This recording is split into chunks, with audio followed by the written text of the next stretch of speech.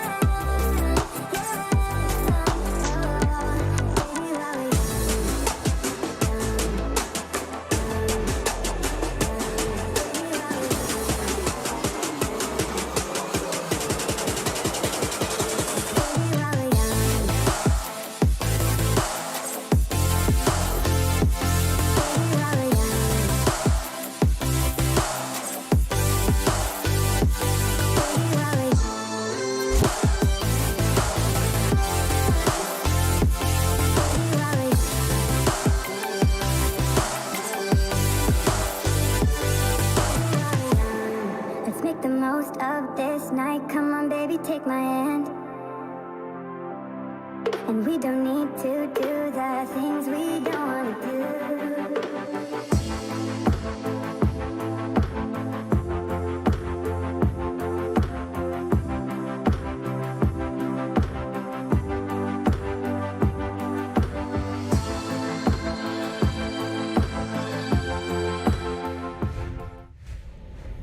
Numerous forces aimed at the Earth.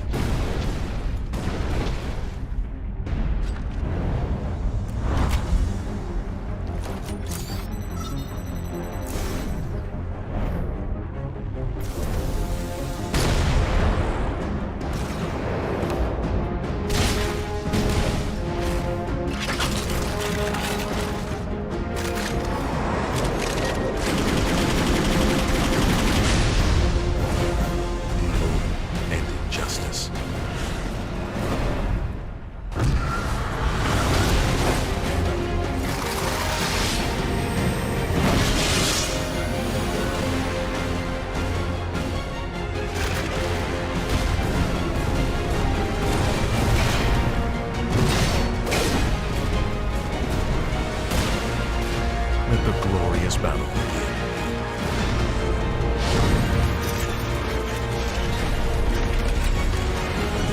Geared up for victory. LG Ultragear Gaming Monitor.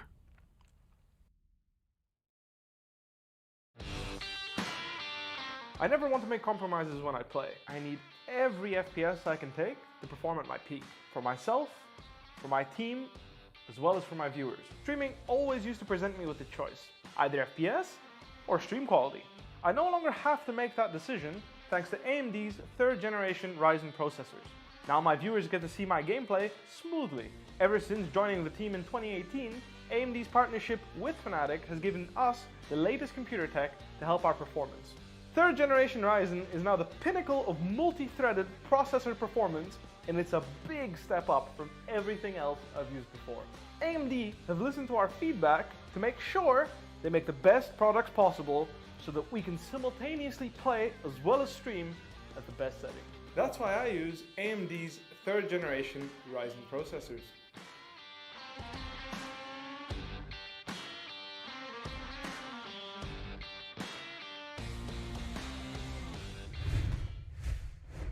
Welcome, ladies and gentlemen, to the LG Ultragear TEC Challenger Series 2, powered by AMD, and for our media partner, we have AFK Gaming. I'm CA, your host and caster for the day, joined by Praniti, caster and analyst, and today we're bringing to you an action-packed set of 3 games. We are in the round of 16 now, so teams have just a little bit more breathing room to in terms of double elimination. And in the first match, we will be seeing the teams of Soocide Squad versus God Particles. Now, God Particles, Preeti, we know about them. They have the 6-man roster. So what do you feel about Soocide Squad and God Particles, like the 6-man roster particularly? Okay. Anyway, God Particles is making a couple of roster changes mid tournaments, right? So you want to be able to have a set of players, so you know exactly what you're gonna do. If you constantly keep switching between play styles from two different players, it's gonna affect your gameplay in the future. But with a team like Suicide Squad, which we've seen multiple times, they were performing pretty well in the series one, as well as right now they did make it to this second phase two, right? So what we see from Suicide Squad is that one of their players, Noob Suicide, had 2 MVPs, and their player Ditto had 1 MVP last round. You can definitely see that they have a very attacking style play from Suicide Squad, and Guard Particles is also like that. So we'll definitely get to see a little bit of chaos from each side. Definitely. I mean, I think the idea of having a 6-man roster from the side of God Particle is definitely a double-edged sword, in the sense that, as you said, like it might affect communication, coordination when you go up against bigger teams, but at the same time, it also lets the team be really flexible and bring in these surprise picks that may really matter in starting in the next round in the quarterfinals when we go towards the best of threes. So really curious to see which aspect of that we see. Do we see it fail or do we see it succeed? We will find out. On the side of Suicide Squad, though, it's as you said, God Particles is the slightly more consistent team, so we are going to look to Suicide Squad to just step up. But as their namesake, they are generally known to be the underdogs who come out on top. So we'll see what they're able to pull out. Now, we are in Haven, and for the side of God Particles, we see the very standard composition. As I've come to call it, the velocity composition. But on the side of Suicide Squad, we see the breach. So talk to me about the difference between having a breach and having a Phoenix. So we can see that they have one duelist on Suicide Squad and you have two duelists on God Particle. So they're definitely planning to be a little bit more aggressive than passive. With Suicide Squad being able to initiate a play as well as hold it with Breach is pretty impressive. The way you can use 3 flashes while the other God Particles only has 3. But in Suicide Squad they have 4, right? Because 3 from Breach and then 1 from Omen, which totals up to 4. So there's definitely going to be, they're both planning to be a little bit more attacking based than defensive. So we can definitely expect a little bit of chaos, like I mentioned before. It's definitely going to be a fun match. Is everyone just holding it, playing it slow. Exactly what I said, the opposite of what I said. So yeah. Yeah, I mean, I think both the teams sort of just getting into the flow of things a little bit, but you see Ember already pushing in, and Ember trying to push into Garage while the rest of his team trying to take C control. And this is what I was going to say. I think both the teams are going to play a little slow before they commit, and when they commit, they're going to commit hard. Now that Hands will be able to help him clear that corner as Noob Suicide forced to just come out of the smoke, reveal himself, end up getting taken down by Ember. Really nice to see Ember back on his signature pick, which is the Phoenix, just holding this side down right now. Will get taken down by Ketty, who will spot him out with the help of the Recon Bolt. Knight Rider gets 2 though, and it will mean it's 4v1 for God Particles as they look to secure round 1, and they will do just that. I noticed Amaya Saijin once again on the Cypher, so I'm really curious to see what version of God Particles we're gonna be seeing. Is this the team with Logista or without Logista? Yeah. We can see that they are very aggressive once they are defensive and get the information needed, right? They're catching Suicide Squad off guard every time. And being able to do that definitely gives them free entry into site, because they had was one player, which was a Cypher. What if you ask me, right? What they should do, Suicide Squad, is put the Cypher on A and not stack C, which is what usually you should do, with 1 in Garage, 2 in A, and 1 in B and 1 in C. That's what usually the pick is. But Knight Rider just taps away 2 players, Noob Suicide, and the Breach is down. So just spraying away every corner, just trying to pick off every little player that he can, which is what you want to do, especially with the capacity of these two teams. Kronos trades away Shiv, while Ember just takes him right back with a trade 2v3 or 2v4, sorry, with the buy coming in from God Particle. So we can definitely see that they're not planning to lose this match. Definitely, God Particle is looking really strong. This was the buy round for them though, and Knight Rider with that Vandal gets 3. We've talked about this before, about how more pros started picking up the Vandal after the Vandal's buff in general, and it's just extra fire rate, making it like comparable to the Phantom. And the pros utilizing their top class aim to get those one taps, to get to like spray control the Vandal properly. You can see Knight Rider, one of the top players from Series 1, doing just that.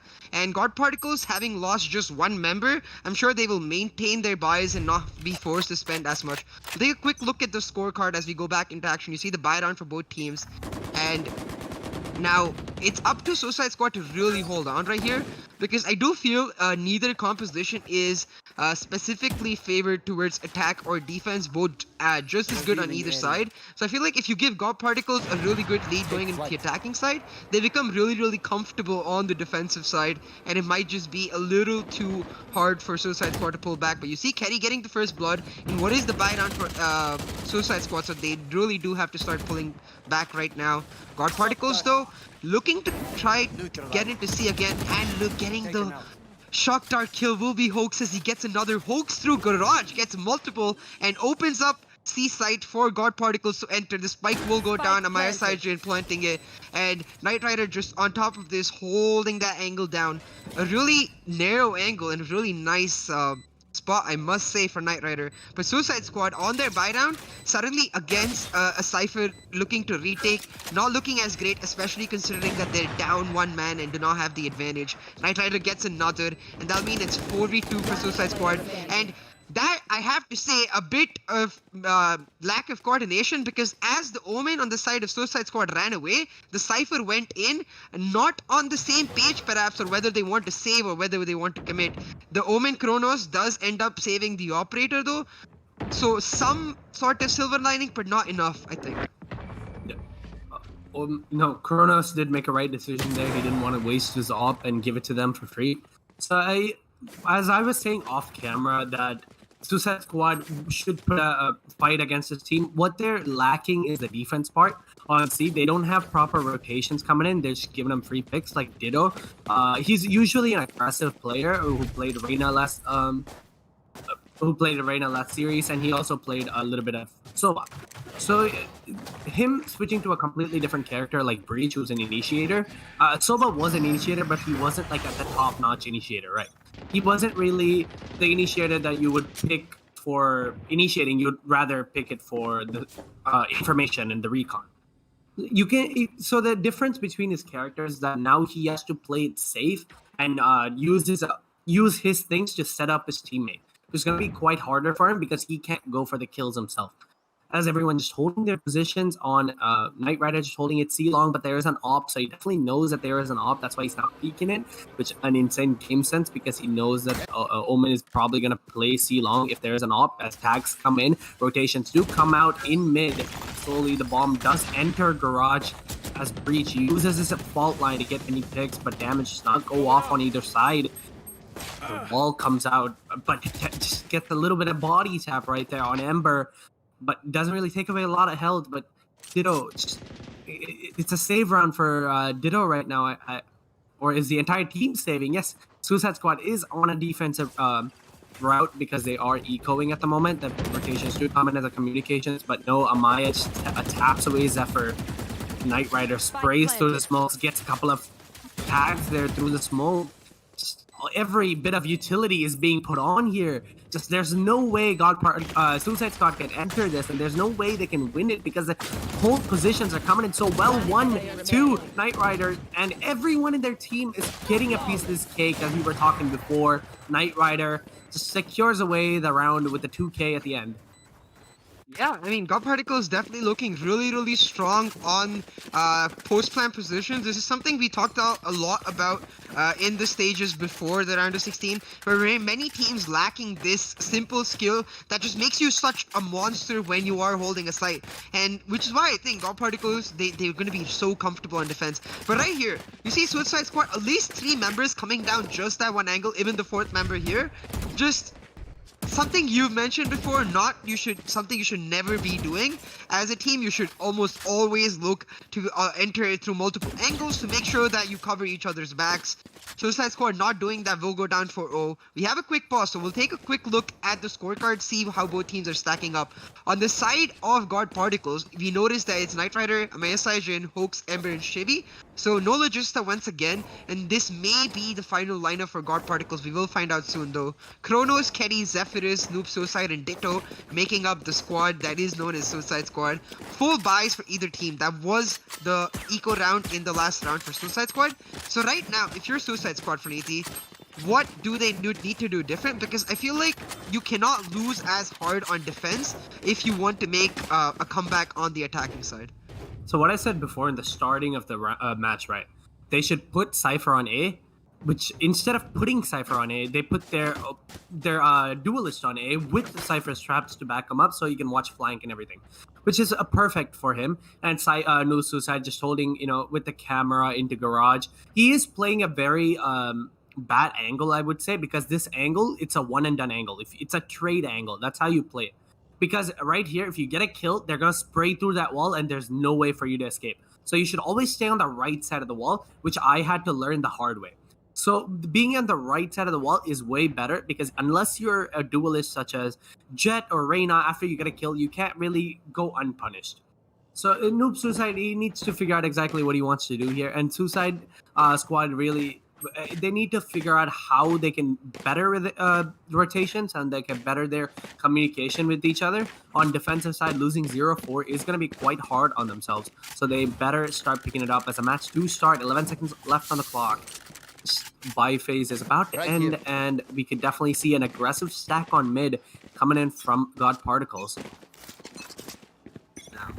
It is going to be up to Suicide Squad to sort of answer back. As you mentioned, a good setup towards A side, but not working out necessarily. But Kronos getting the opening kill. Hoax gets the snipe with the operator using the help of the recon bolt. Ember will answer back with one more as Suicide Squad also getting a kill. The run it back will spot out Noob Suicide in the garage. Does not get a kill though. Will mean it's 3v3 right now for both teams. God Particles looking to just cement their lead. Suicide Squad looking to answer back in this buy round. So important for both teams. A site is completely locked off by the Jet and with the help of the Cypher Trapwires. The Sova holding down C site completely and the Cypher Noob Suicide in the garage will mean that B site completely open and God Particles looking to make their way right there. Looking to get the spike down using the Cypher cages to block off vision on both A-Link and C-Link. They will not get the spike down just yet because it is on Ember and Noob Suicide will get a kill onto Amaya Sajin, mean that God Particles down a member now 2 versus 3. God Particles now choosing to rotate to A, and the way they rotated to A across B will mean that they dodge all the Cypher trap wires. 30 seconds The Jet left. isn't peeking in this angle just yet and they may not know the Jet is there. The Jet One will enemy look remaining. towards them, get the spike planter in Ember. Zephyrus getting that kill with the op. Now just 1v3 for God Particles as Noob Suicide Squad look to answer back. Oaks though, with that op, looking to cover something for his team. Suicide Squad 10 playing it seconds really left. smartly. They know that they have the time advantage, so just waiting it out, waiting for the spike plant. The spike plant will come out from Hoax now, but a little too late. He does dodge it though. Can he hold on? 1 versus 2 with the operator. Misses the first shot against Zephyrus. Will not be able to get the ghost kill onto Noob Suicide. That means that Suicide Squad answering back and doing really well to do the same. I think winning the key gunfights in that round is what enabled them to get the advantage, and then they shut it, throw it home with the just good coordination from themselves and really good patience. What their Omen did from Suicide Squad, just rushing in mid with the Vandal and just getting the pick off of their Knight Rider. So which was a very impressive play from him, being so ballsy and just going in and getting the kills, which what definitely enabled them into a little bit more attacking playstyle. Now they figured it out that God Particles, if you push them, they can't really hold off that much. Maybe they're gonna try it again, which Kronos does hold an op on top of Generator right there in mid. As Jiggle Peaks do come out, Cypher just gets baited out right there. That means he has to fall back. With all of them are at A with one holding flank, which is their Omen. Ember walking his way down as slowly the entire team following him. This is some Caterpillar strats right here. Rotations do come out from the other team. You can definitely see that everyone's being so careful. They don't want to lose this. A 16, this is the round of 16, so you can't really make any mistakes. But if you do, there is still breathing room for on you on the losers bracket. But no one really wants to go to the losers bracket right now. So well, we can see that Soocide Squad is not gonna make any mistakes, and they're just playing it slow and steady. And Yeah, Suicide Squad definitely just playing it very calmly. I really like the fact that they've reset from the first 4 rounds and sort of just calmed themselves down and told them that we just need to play it slowly and we will win. But now you see God Particles once again committing to that C-side, which cost them the wins. Knight Rider with 1, but Soocide answering back. Amaya Saijin with 1 more as Hoax pulls out the Hunter's Fury. Will tag a couple, but has not got a kill just yet. Does do a decent bit of damage, but not enough as Ditto gets the kill onto Ember. 2v2 right now as Ditto gets another kill onto Knight Rider. Ditto looking to step up for his team, throws out the Rolling Thunder and will hit Amaya Saijin. But can he get the kill? Amaya Saijin just holding on, gets the headshot. Really good play by Amaya Saijin, just holding his position and waiting, just being very patient. Amaya Saijin with the third of the round onto Zephyrus will mean God Particles moving forward 5-1. I really like the way they take C-site. So like run me through why their play was really good, because they faked a push towards A, but then instantly committed to C, and they committed so fast that it was really hard for Suicide Squad to coordinate on that retake, I think. yeah. So where Suicide Squad went wrong, right? So you can definitely understand that the communications are pretty bad from Suicide Squad, where the second he got traded out, there's still an op in their hands. You shouldn't have an op, because you should have told him that he's very weak and you shouldn't op him. You should have switched to your pistol immediately, but trades do come out in mid. It's a 2v4 before the match even started.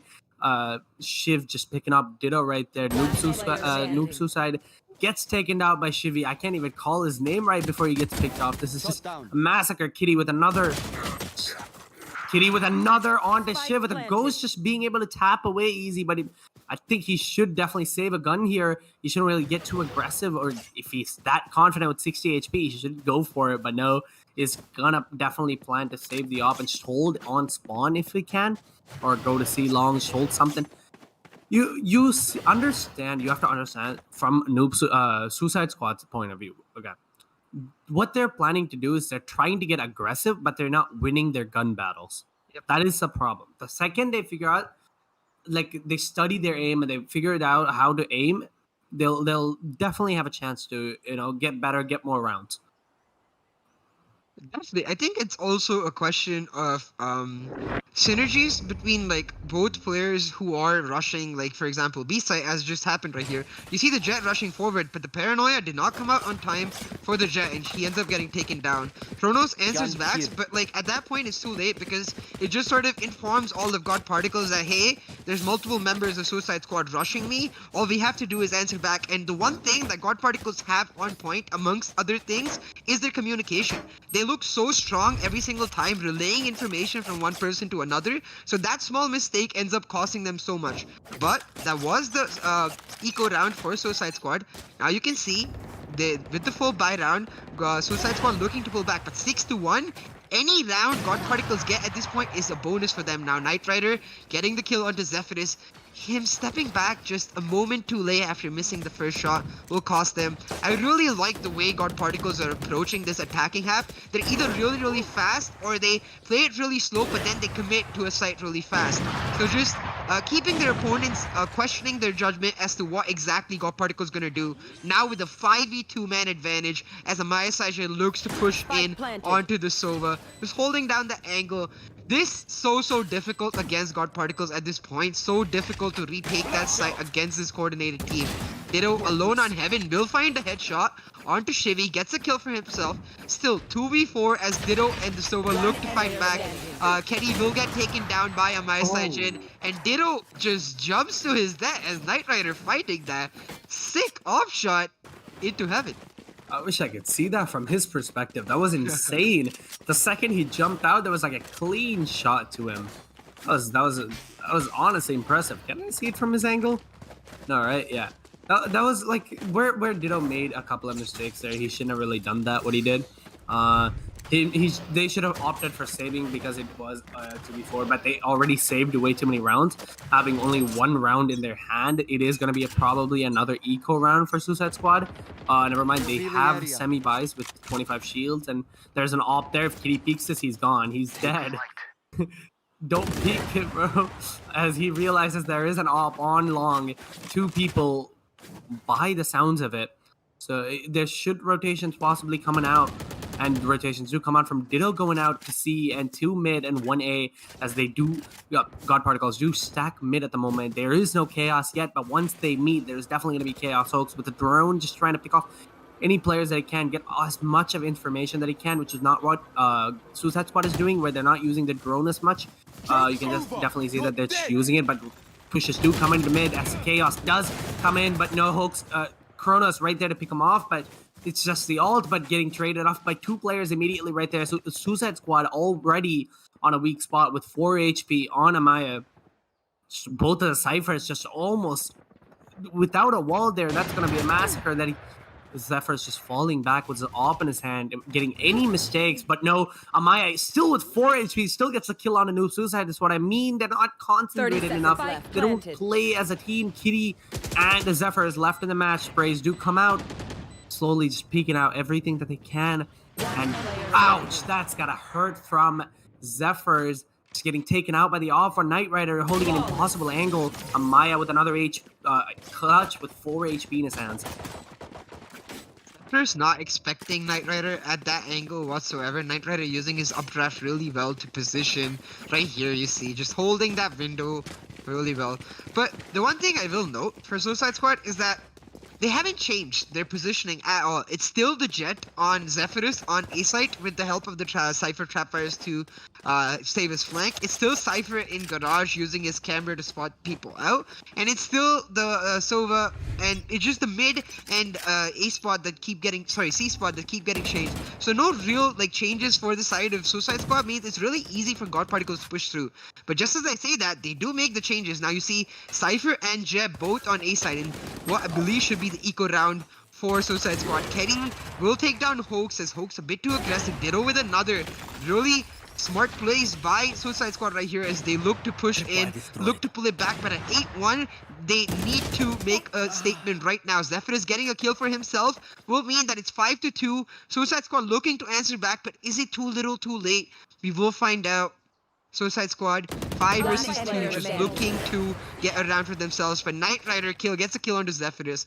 Noob Suicide though got a kill onto Shiffy just before that, and Knight Rider on his lonesome with the op, and the spike nowhere near him will mean that he has nowhere to go, getting collapsed on multiple sides by the teammates of Suicide Squad.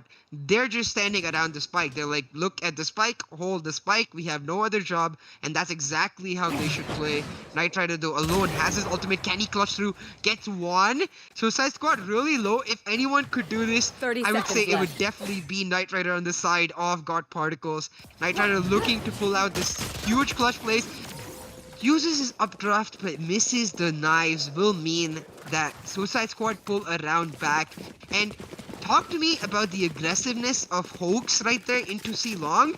I feel like they've done that one too many times, and Suicide Squad have like expected that play at this point. Yeah, Suicide Squad is definitely a smart team, but at the moment, at God Particles caliber, they're not really there yet. But as they are trying to figure out exactly how to play it, like I said before, them taking an aggressive approach is the way to go. When their team Kronos just went in, picked off Knight Rider in mid, they won that round because the aggression that Suicide Squad's giving, God Particles cannot handle. Which an aggressive push do come in, a slowly peek Zephyrs just get the kill on to Knight Rider right there. Just a little bit peek and a misleading unscoping coming in from Knight Rider, just leaves him completely open. Kronos just trying to smoke up every angle. Just hear the sound onto grass as Phoenix just fall down. Just with a Phantom in his hand, just trying to get pick off everything. He's got a couple of missed shots. Kronos uses that to his advantage. And Kronos with a double kill. I wish I could have saw that. This man is an insane Hoax left in a 1v3 situation as Breach with 2 HP in C. So the rotations do come out, but he's right there watching him as Shock Bolt recon darts come out, just revealing exactly where he is. Wallbangs do come in and gets Hoax. And insane play. As I keep saying, this is what you want to see from Kronos. Right, Last him getting round so in the aggressive half. in mid, and a couple of missed shots from Ember, causing them to lose that round with a couple of wallbang or collabs coming in from Kronos right there. Absolutely an amazing play. Kudos to you. Yeah, definitely. Like, Kronos looking really, really strong on the side of Suicide Squad as he gets the first kill with the Classic and then the next two with the Vandal to make it a 3K for him. And Suicide Squad pulling back another round. Going into the last round of this first half, you see Knight Rider and Amaya Saijin leading the charge for God Particles. Need to like try to make it 9-3 right now because 8-4 wouldn't be as bad as it initially looked for Suicide Squad. You see God Particles hard committing to that A push. They've been so good at denying retakes. Can they take site control? Ember gets a kill onto Zephyrus who started off 5v4 right now. Kronos with his ultimate looking to switch it up. Ditto still all the way down C. Hasn't made his way down A yet.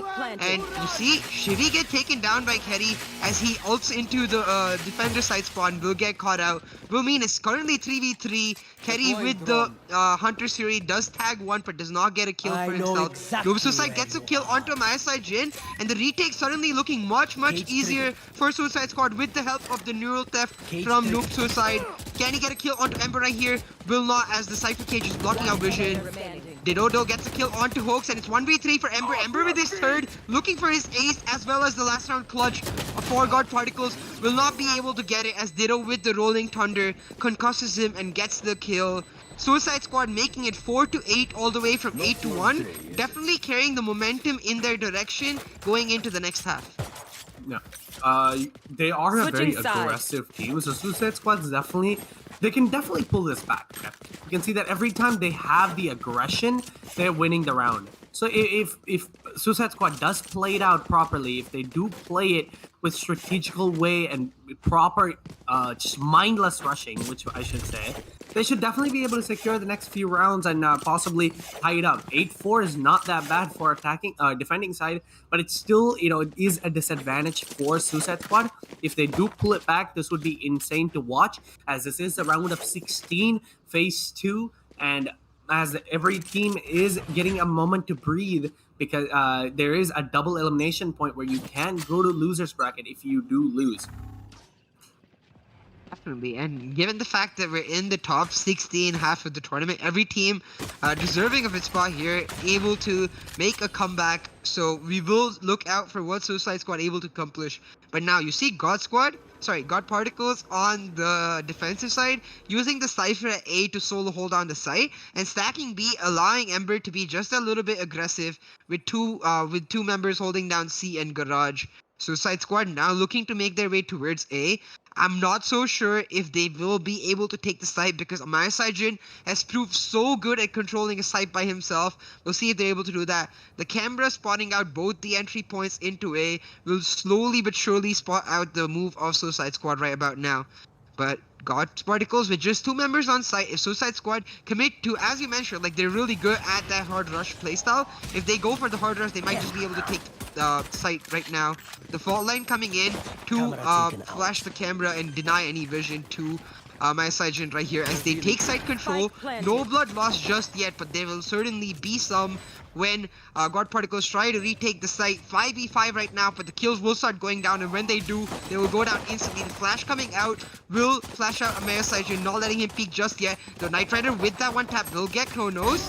Now, looking for more kills as Knight Rider as he gets his second. Hoax in Amaya Saijin with one more. Will mean it's 4v1 for God Particles. So good on the retake, just instantly moving in together. Perhaps Suicide Squad not holding down the site as well as they could have, playing a bit too aggressive, not depending on their teammates necessarily, something that we do know. So God Particles taking the pistol down for themselves will make it 9-4. Yeah, they did make a couple of mistakes there. They didn't have proper post-plant positions for cross-firing, and there isn't proper information being given out where Ditto just gets taken out by Knight Rider, where he did kill the Omen, so he definitely had the information, but he didn't give it out. But Kitty just making a couple of mistakes there where he could have just easily bounced a recon dart and used a shock dart to control the defuse, but no, nothing sort of that is happening. But a buy round do come in for God Particles, which means it should be another round for God Particles. If not, if Suicide Squad can pull it back on an eco round or a force buy, if so, we will see in a little bit as a scorecard if it comes up. But yeah, the scorecard comes out. It is a full eco round, so this definitely should be a run for God Particles. They don't make a mistake here. Yeah, so it should be an easy 10-4 for God Particles, but with just 5 classics, it would be a huge round for Soocide if they're able to pull off that Thrifty. But Knight Rider, once again, he picked up the Vandal last time as well after God Particles won the pistol round, does the same, gets the opening first blood once again, giving a sense of deja vu. Will Knight Rider get 2 more? Gets 1 more, but Zephyrus answers back with just the classic onto Chevy. Knight Rider with his 3rd, Knight Rider with his 4th. Will mean that God Particles very comfortably take the round. But this was Suicide Squad's eco round, and 2 members on the side of God Particles going down will mean that they definitely need to pull back right now. They were not able to do the same in their defensive half, so we'll see if they're able to do that.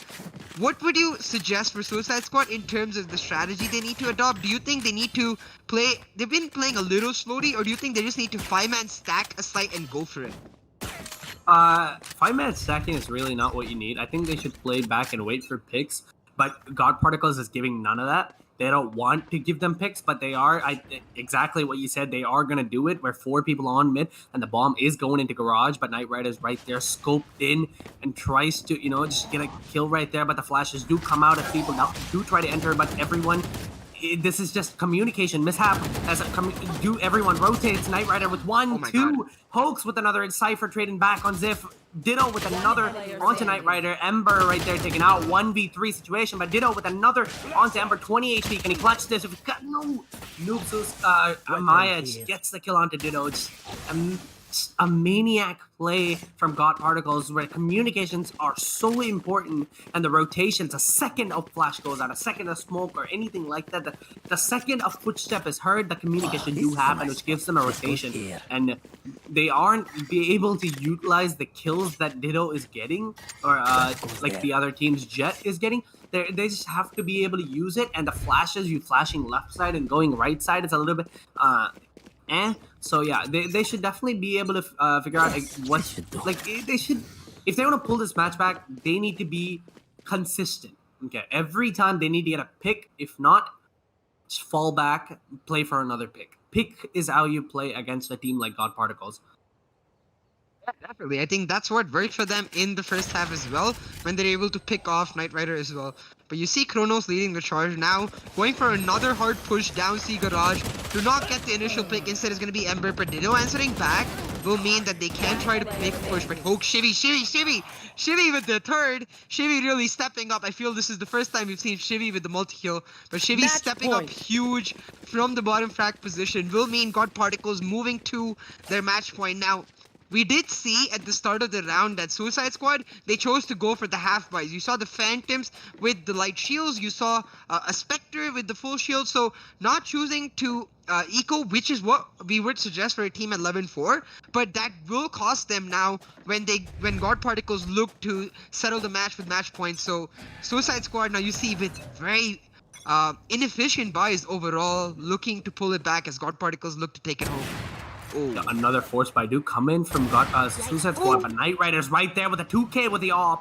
Just denying every bit of entrance, but the drone do come out as a bait comes out, but no. Oh, a little bit of mistake right there, but no one gets escaped with 41 HP as they enter. Zephyr's missing his darts right there, or knives, as I should say. Ember just using that and getting the kills. I think this is a match. Maya with another Soocide left in a 1v4 for the ace. If not, the match is theirs going into loser's bracket. You don't want that right now.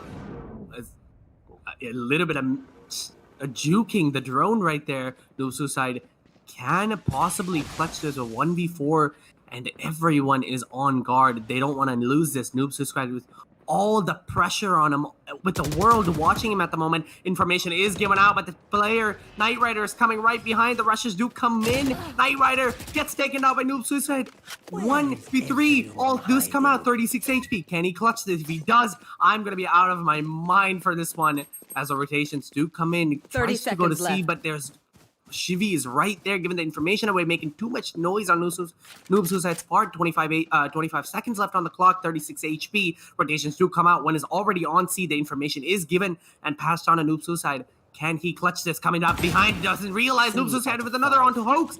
The bomb does go down. 11 seconds left on the clock. 1v2 with one coming in from front, one coming in from back. CT and Garage. If he gets this kill, Shivy should secure the match, but no, Shivy gets the kill. Noob Suicide almost had it in him. Almost. This is a massacre.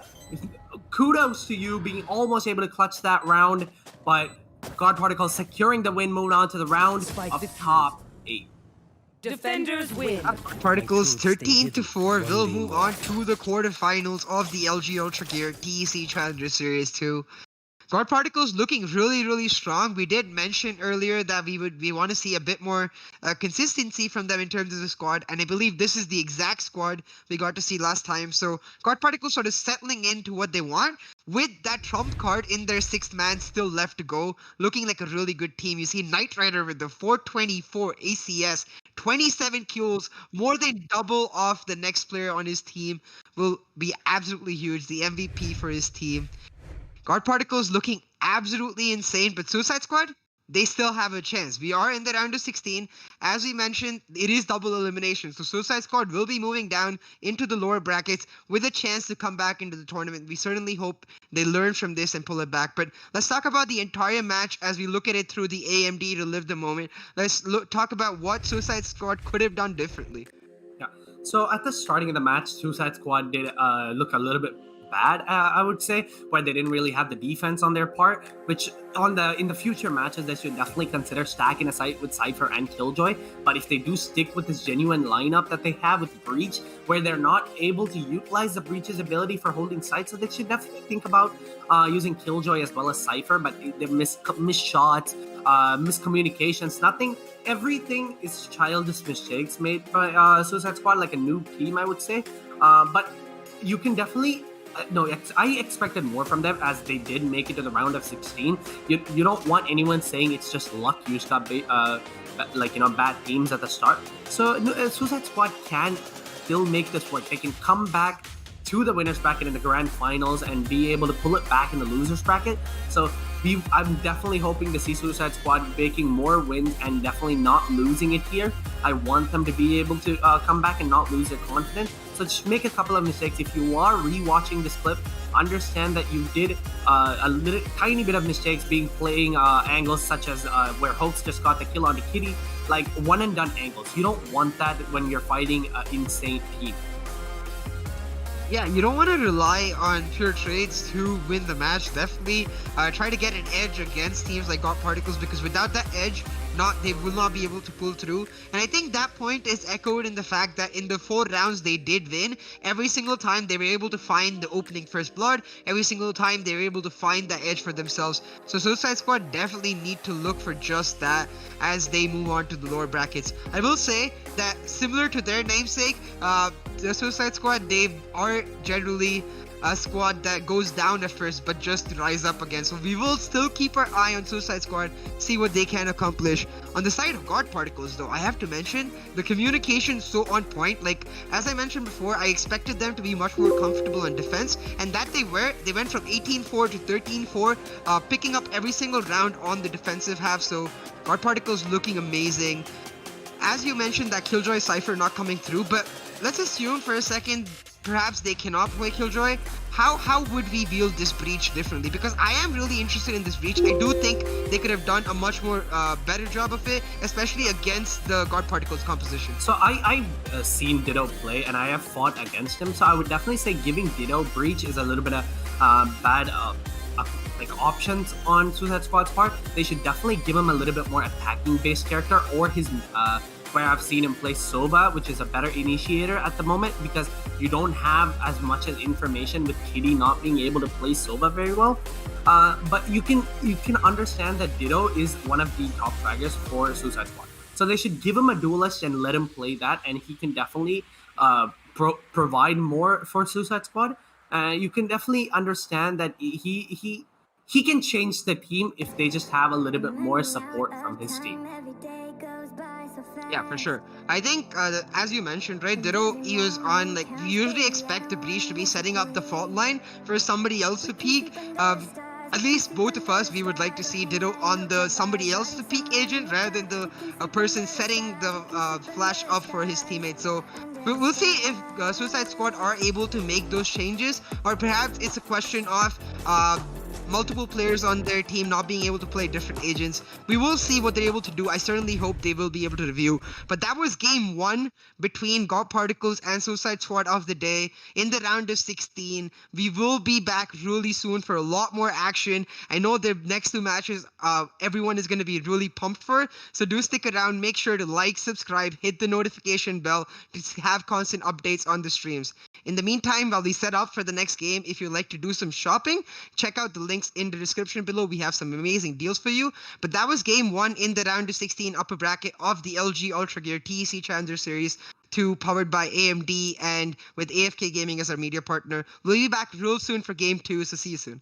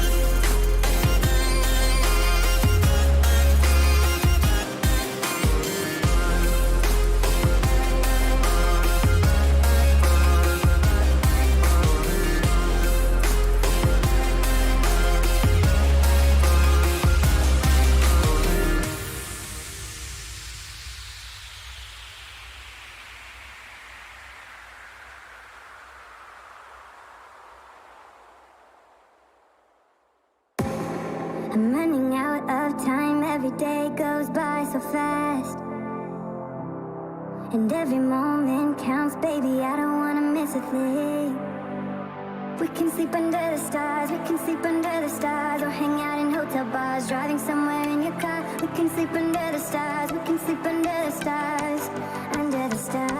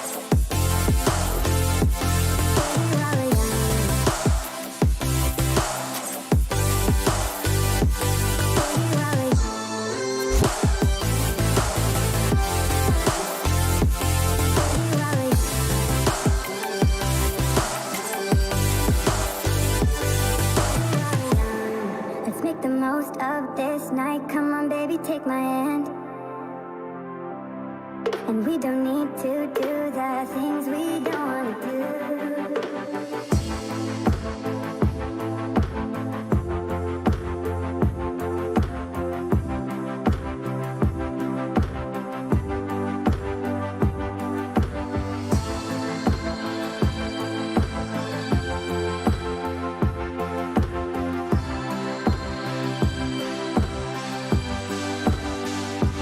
Baby, while we're young,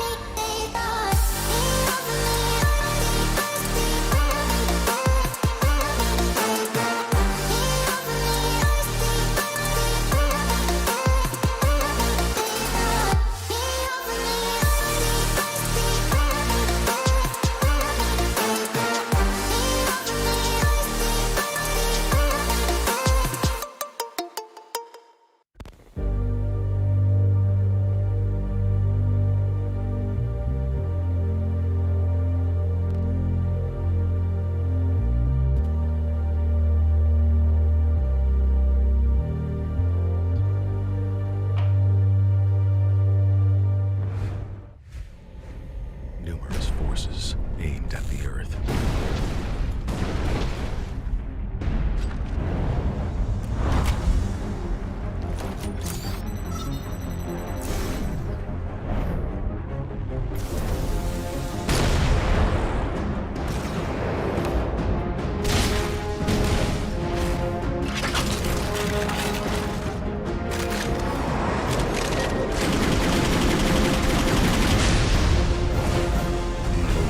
And injustice.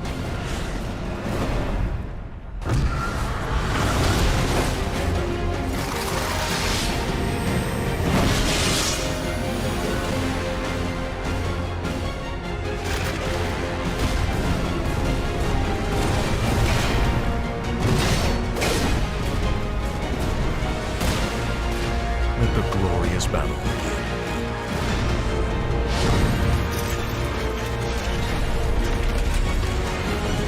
Geared up for victory. LG Ultragear Gaming Monitor.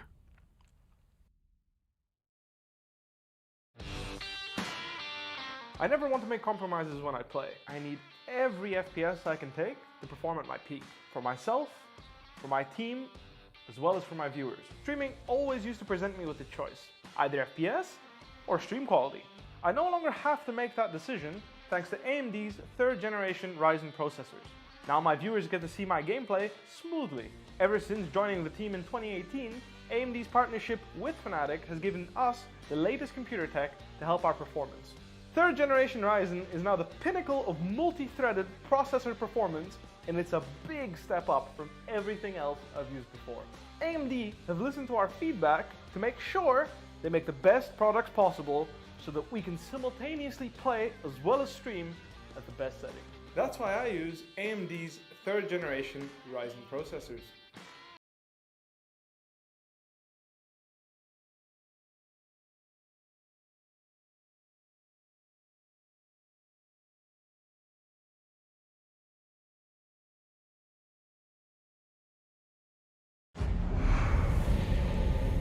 Alright, welcome ladies and gentlemen to the LG Ultragear TEC Challenger Series 2 powered by AMD, and for our media partner we have AFK Gaming. We're back with the action with the RAD Syndicate versus Level 5.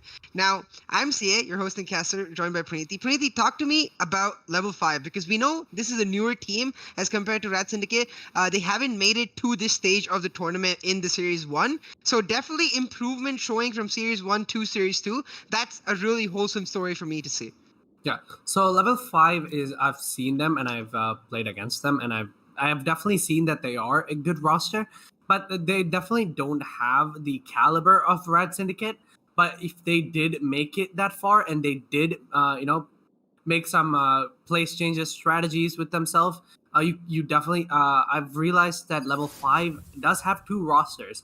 So definitely they have focused on both of the roster, which I think they should focus on one and put all their efforts into one roster before they have another, making the first roster tier 1 and then making this roster tier 2.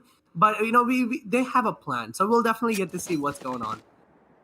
Improvement comes step by step, and the fact that they made it into the round of 16 itself is a huge thing to say. But on that note, this is the RAD Syndicate on Ascent on their own choice. RAD Syndicate winning the toss, choosing to pick Ascent. Now I say that because Ascent, one of the best maps we've seen Paradox absolutely pop off on. In Series 1, he won the highlight award on this map when he got that 4K on Jet. So take a quick look at the scorecard, see what everyone is playing on both sides. You see Paradox on his trusty Jet, you see Deoxys on Cypher, Master on Sova, ZeppyDF on Breach. Now that's something new for us to watch out for. But on the other side, you see the Killjoy, but with 2 duelists and the Sova and the Omen. One player we have got to talk about is Lightning Fast on the Jet. We did talk about off camera about how this player is somebody to know of. He can pop off and do really well for the team. So talk to me about both compositions. I think the main difference being the Cypher versus the Killjoy and the Breach versus the Phoenix. Yeah. So Breach versus the Phoenix. Let's talk about it first.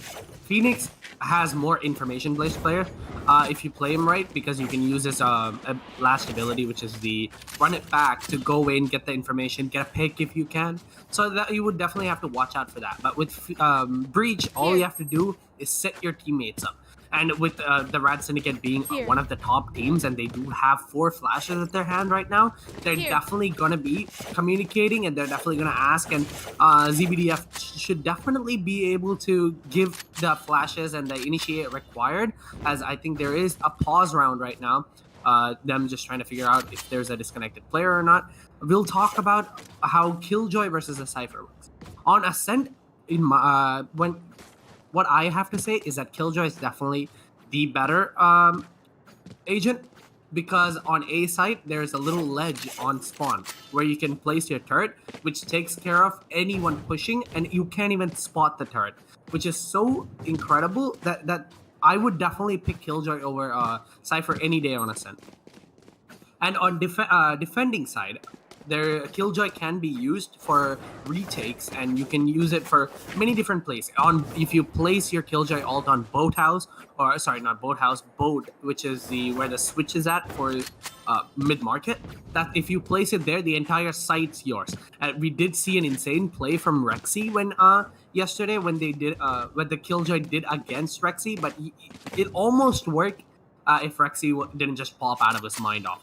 But yeah, placing it there gives you control of the entire site. Yeah, so it comes down to execution, I think, in the Cypher Killjoy matchup. Killjoy definitely having the better of that matchup in terms of just straight up lineups and plant positions. So we'll see what they're able to do. As you mentioned, you can notice on the minimap that turret on that tiny ledge, taking advantage of its hidden position to block out entry. But you see RAD Syndicate on the attacking side. You mentioned about Breach, like he's really good at setting people up, and that's what I want to see. I want to see Paradox set up, because this guy can absolutely pop off. See Deoxys though getting the first blood, taking down a member of level 5 as they move into A site, look to take control, but multiple kills going in the favor of level 5 as Doodoo and Zero get a kill each. It is 3v3 right now, but RAD Syndicate getting the spike down and looking to sell themselves in post-plant positions to deny any retake coming from level 5. Level 5, still with the Phoenix alive and full health, will look to push in really hard, but Lightning Fast, pushing with his back towards ZBDF will mean he will get taken down. Zero answers back though, it's still 2v2. Level 5 looking to answer back, but Ray and Master just holding down from under the rafters to grant RAD Syndicate the first round win, make it 1-0 in this match. Level 5 definitely put up a fight in that match. It just Lightning Fast didn't make a little bit of mistake where he just went into the site with his back. He could have definitely secured the rounds, but at level 5 you can see that they're definitely making the plays. It's just a couple of mistakes coming out from their part, but if that wasn't happening, they could definitely secure the pistol round. But it is just the eco round, so we can definitely see more from them on the buy round. So RAD Syndicate does have an advantage in this round, because an eco round does come in for level 5 with 2 pistols, classics, and a shorty. As Paradox tries to enter into B, just holding down any if anyone does get aggressive onto level 5 here, but I think they're not gonna. Zero just holding in the smoke with the classic right clicks probably is gonna come out, but the Breach does not. But the couple of pre-fires coming out of the team, no communication is happening. Smoke do come out back into short as ZBDF just falls back. Flash comes out, but no. Shockbolt does come out, just trying to make every bit of damage that they can. Paradox enters and gets a kill, but Nifs is right there, trading him back with the shorty. Has a gun in his hand now, which is... Oh, never mind, Nifs just popping out of his mind, getting the 2 kills. This eco round's a massacre for RAD Syndicate right now. The gun goes to ZDF. No, they're falling apart. RAD Syndicate might actually lose this match with Cypher with one little... Spectre, with both of them are kind of low at the moment, but Cypher, or no, Omen is low, but the Phoenix is full HP. He is caught off guard and gets the kill with 20 HP left. Can the Omen clutch it for level 5? Does not know where he is. Bomb does go down behind the boxes right there. So he's checking the camera to see exactly where he is. He has to play this safe and slow. Oh, he's in sight already. Can he clutch this? No! Another round for the RAD Syndicate, almost losing an eco round. This is madness, okay? they should not have lost that many players. They ran, but they definitely mad as RAD Syndicate clutching that round in front of Deoxys. Level 5, they came really close, I will say, especially Nif with that shorty to get right here. You'll see that he gets one hit shot onto Sova, onto Master, and then the other onto Ray. Just 2 bullets for him, 2 headshots for him, will mean his 3k. Level 5 answering back, Now, showing the potential, but Deoxys clutching through. Level 5 really close. They just need to pull through. Now this is the buy round, and as I was about to say, Paradox did not choose to buy last time around, sticking to his ghost, because now you can see he will pick up his trusty op. Will we see the Paradox simulator start? This guy, an absolute beast with the op. We will find out real soon. But you see the Killjoy all decked out inside A, trying to deny any sort of push. Deoxys though getting the opening kill onto Zero, but Fur and Lightning Fast answer back instantly, and that will mean a man advantage for level 5. But RAD Syndicate looking to make their way towards A, which I'm not so sure of because Killjoy really well set up with the alarm bots and those swarm grenades. The alarm bot will spot out Paradox right now. Will note that Killjoy is there, but Paradox takes him down with the operator. 3v3 as RAD Syndicate make their way onto site A. RAD Syndicate will get the spike down and try to go for the hole right now. As Paradox makes his way onto A main, trying to figure out anyone's in flank, but there's no one. Everyone is coming from the same angle as we talked before. This shouldn't happen. The situation flashes do come out as Paradox slowly dodges flash away, but gets picked off by Fur. Ray with another trade, Ray with another onto Nifs. 1v2 situation, 4 HP, Clanny clutch. This should be around for RAD Syndicate if they play it right. If they do make a couple of mistakes right here, 1-on-1 HP and the other one, but no, ZBF is right there trading right back out. They had no HP. All he had to do was get one shot off of both players, but he didn't do it. But Paradox just making a couple of mistakes there, getting a quick peek, but missing his shot onto the Phoenix right there. Fur just right back trading him out. But you can see that level 5 is definitely making the man advantage work, but just getting the players down on RAD Syndicate every time, but they're leaving it to a 1v1 or a 1v2, which shouldn't happen at most points. Yeah, I think the biggest issue for level 5 right now, because we saw this from the side of Nif as well in the 1v2 Deoxys situation, where he was facing the wrong side and Deoxys caught him unaware. Similarly, the Killjoy getting caught by Paradox in a very open situation, but now you see Nif peeking, will get caught out. I feel like level 5 perhaps succumbing to the pressure of such a top stage. Their first time in the round of 16, definitely something that is not like easy to play out. But now Dudu getting the kill onto a spike carrier, but RAD Syndicate instantly answering back as that's a quick round to RAD Syndicate in what was the eco for level 5. But yeah, as I was saying, I think level 5, they're just caught a little bit unaware in those key situations. They do have the skill. So if you were at level 5 right now, how would you calm yourself down? How would you be like, guys, this is just another game of Valorant that we need to play because we just believe in ourselves. We made it this far so we can make it further. So when you're playing against a team such as RAD Syndicate with their caliber, you're definitely gonna get the panic situation. You're definitely gonna be like, oh, Paradox is left. What am I gonna do? You know, you're gonna get into that position. At this point, you need to have that for you to be able to work. As Paradox does get a wallbang body shot onto the other Jet, giving him a little bit of free HPs right there. Both teams do not have Sage, but Fur picks up Ray through the smoke bomb, is down on mid, so the information does go out. Paradox with the op, trying to peek out every place that he can. Still, Paradox is an amazing with the op, but Zero gets a kill onto Deoxys. Lightning Fast holding the op onto Ivy right there with the knives do come out from Paradox. We've seen the insane plays made by Paradox with the knives. Can he do it again? A 5v2. Masters does get spotted out. Bomb is on his part right now. RAD Syndicate, can he clutch this or going to give the round to level 5 attacks? Nifs just comes in, gets 2 headshots. Just a 1 and 2. Honestly, level 5 is getting it back. As you said, they calmed themselves down and they are now getting the rounds back. Yeah, definitely. You can see like the way Lightning Fast just held that angle with the operator, getting multiple kills for himself, and Nif doing really well to hold on mid. Fur with that opening kill onto onto Ray would mean that the spike went down on mid, gave so much information to level 5. This is exactly what level 5 need right now, I believe. A flawless round against the RAD Syndicate as they look to cement their way back in. RAD Syndicate though, they will be angry about that happen, and you can see that in the way they're playing. just spread out completely now, looking for picks as Paradox gets 1 onto 0. Such an aggressive push into B short with the operator to get a kill onto the other player, just trusting in his pure mechanical skill to out-gunfight the other opponent. Beautiful plays for Paradox will mean that the RAD Syndicate have that man advantage. Now using the updraft to just peek into the main site of B, looking to just perhaps push into B. They are waiting for ZBDF as Lightning Fast gets a kill into Paradox. Lightning Fast just as strong on that operator as Paradox is. Now Ray looking to pick up his teammate's operator, throws out the dark cover. He will pick it up, but the fault line not actually being followed up with any aggression would mean that Deoxys in mid gets a kill for himself. But Lightning Fast holding down that angle with the operator gets another kill. Now Nip with 1 more 2. Lightning Fast with his third, looking just as good as the opposing Jet on the side of Paradox. We talked so much about Paradox and his Jet, but Lightning Fast showing up today, proving that he is also 30 just to seconds be left. considered just as much, also to be feared just as much. Now 2v1 for level 5, looking to take their second round and looking to get a tiny economic advantage for themselves. Just Master left, and in this position, Deoxys did clutch before. Can Master do the same?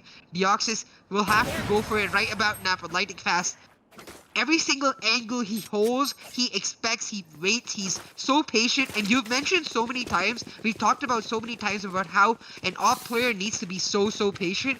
Lightning Fast doing just that, despite his name. Yeah. See what Ray did here. I don't understand what he was thinking when he clearly had an op. He didn't trust in himself to use the op.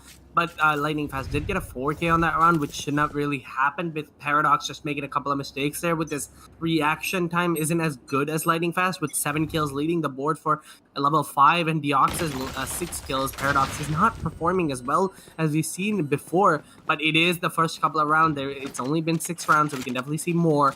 Lightning Fast with the op onto A site now, holding down an angle, the patience that an opera needs to have. Dudu expects a player right there, which is Paradox. If he peeks aggressively, this should be a match for him. Paradox with a spray switch gets a kill onto Dudu. An amazing little switch there. Lightning Fast is just holding down in, but gets head tapped right there. Ferb getting trades right back. Flashes do come out for a 0, just falling back 3v4, but man advantage for RAD Syndicate. They're mad that they lost a couple of rounds here, as the noises is being made. ZDBF using his fault lines, trying to pick off any player that he can. Slowly just goes in. ZDBF with 1-0, trades him right back. 2v3. RAD Syndicate with the man advantage still, but Deoxys secures the round with 2 kills right off the bat. Coming back with a bang. Paradox taking off his operator due to them losing 2 rounds in a row will mean even on the Vandal he's just as good. He also gets to play a lot more aggressively, and you see that pan out for RAD Syndicate as they're able to get the opening kill. Now ZBDF right here playing really aggressive, does get a kill for himself, but gets taken down by 0. But RAD Syndicate answering back, especially on the attacking side, will mean that they're really happy about the way this is going. On the defensive side for RAD Syndicate, they know just how good they are, just how good Paradox is with the op on holding down an angle, so they'll be looking for just that. Now Paradox with the updraft and dash, instantly positioning himself over the boxes down on mid, looking for the peek onto his opponents. Now Deoxys with the aggressive push, perhaps running a bit too much, giving the sound cues to Nif, will get caught out and taken down right there. Paradox will get taken down by Dudu. Paradox a bit too aggressive, especially with the op, but Master now takes down Dudu and Fur. Master will pick up the operator for his teammate, throw out the recon drone to spot out anybody in A, as the rest of his team looking to make the push down A, but Lightning Fast holding down A will take down Ray. And now 2v3 for the RAD Syndicate. Level 5 answering back. Every single round looking so close, and level 5 trying to prove that they belong here. But Master with his third, getting a sick op shot onto the opposing team.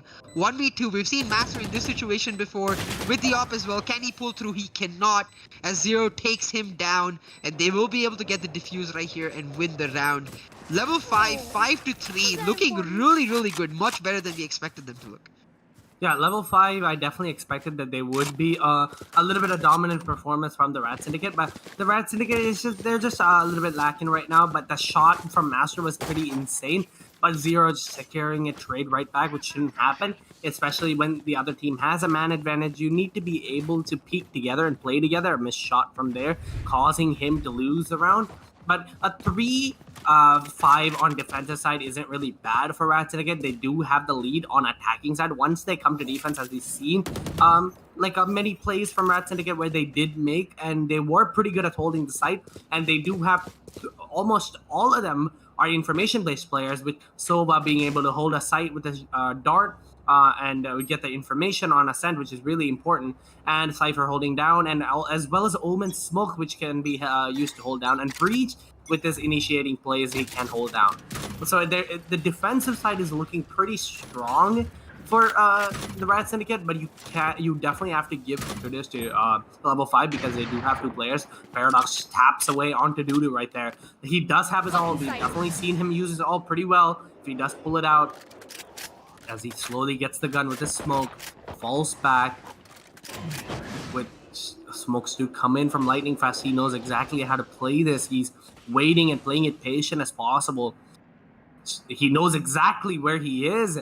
He knows so it definitely should be a kill for the lightning fast right now. If it's not, that's going to be a mistake made from his part. As rotations do come out, a site is being committed right here. Paradox just shoots him through the smoke. The information. D-Dox with D-Dox. I am still astonished by play. I can't pronounce names. Yoxes with 2 kills right there, securing the round for the RAD Syndicate. Level 5 left with 1 player, 1v5. The best option for him to save the gun. What was that shot, CA? Did you see that? Paradox, definitely, I mean, that was absolutely insane, but definitely something I've come to expect of Paradox, especially on his side. This is one of his favorite maps, and he's able to pull through, but now making a bit too much sound there, I think, as Nif is able to take him down, but Master answers back, and that's going to be a thrifty round for RAD Syndicate, and those are the rounds that we really should not be seeing level 5 lose, I think, because as you were saying, even at 5-3, RAD Syndicate, they're looking comfortable. They will be happy going on to the defensive side, because with the Sova and the Cypher, the Sova in B usually able to spot out any push, but right there, Paradox using the recon bolt from Master to just get that kill, the recon panning out with his teammate, absolutely beautiful. I have to say, Master, he's picked up the Sova in the Series 2, and he looks so good on it, and the entire composition of RAD Syndicate looking so much better with the nerf of the Sage. I think that nerf of Sage favoring them really well, with Ray able to pick up the Omen and just shift around the entire team into their comfort zone. So now RAD Syndicate, after that thrifty round, looking to pull it back, like push it forward and make sure that they are able to continue their lead. You can see Nif and Lightning Fast leading the kills for level 5. They need to step up now. As I say that, Lightning Fast holding down that angle from mid into A will get an opening block for himself. But you see, RAD Syndicate right here looking to make a push onto A. The Hunter's Fury comes out as the rest of their team commits onto A. Will they be able to get a kill as they do that? In mid side, you see the Omen flanking around, but Paradox getting a kill onto 4 as Dudu answers back. Ray gets one more. Down mid, really good positioning by Ray as he's just flanking the rest of the team, but Dudu gets his third of the round. Dudu holding down the site beautifully. This is what we wanted to see from the Killjoy. When she's down at a site, it becomes so difficult to take it, and RAD Syndicate going after A again and again. They were able to pull it out before, but this time Dudu holds it down and does really well with that as well. Makes it 6-4 for his team. Yeah. That should not really happen for the RAD Syndicate right there, because him just being able to run into sight and just give them the kills with only 21 HP on his part, and just giving him the kills and getting a no scope like that. Like RAD Syndicate definitely has a good opponent on their part. And level 5 is proving, as we talked and when we were on Caster Cam, we talked that they need to, prove themselves, because this is their first time in round of 16, which is phase 2, where they do have double elimination on their part. So if RAD Syndicate does lose, they still have a chance to get back up, but level 5 is definitely making it hard for them to win. So Paradox needs to step up here, because he is known for the playmaking skills, and definitely do something so crazy, which he already did with the dagger through the smoke. We want to see more. Dudu does get a kill, but Master trades right back with a wallbang headshot. slowly. They do commit the site. Paradox trying to hold off every site that he can. Just having the op on A main. He doesn't want to enter because he wants to hold a long angle. The advantage does come from level 5 here, a 3v4. And at level 5, Nif does has it all. If they make a mistake, this is going to be for him. But a snipe through the smoke clears out Zero and Fur with another on their part. Level 5 clearing out. RAD Syndicate one by one. They know exactly where ZBDF is. This is gonna be an easy round for level 5 XX. They are level 5. Sorry, they're making a Paradox made a mistake there where he just peaked way too aggressive. But the RAD Syndicate, they don't have the post plan position, which is exactly what you need from a team when you're fighting at round 16. You can't be making simple mistakes, underestimating your teammate opponent. Yeah. Exactly. I think RAD Syndicate getting a bit too cocky right there as they look to make their way back into A, knowing that the Killjoy had a good round. I will say though, we've talked about this a lot, especially in the last match, due to with that positioning, the one-off positioning, as we say, where he's only able to get a kill and then trade himself out, does give away, but he's able to buy enough time for his team. You see RAD Syndicate just tuning in to exactly what they did wrong and now switching it up, going for B. All 5 members stacked it down, but lightning fast, he's there. He switched up his positioning, expecting just this. Now holding down B short, will get a kill onto Paradox. Paradox just, even despite his insane plays, just not looking like his absolute pop-off self that we are known to see. Fur throws out the Hunter's Fury, will get Ray, and does get one more tag, but will not get the kill. 5v3 as Lightning Fast gets another, meaning it's 5v2.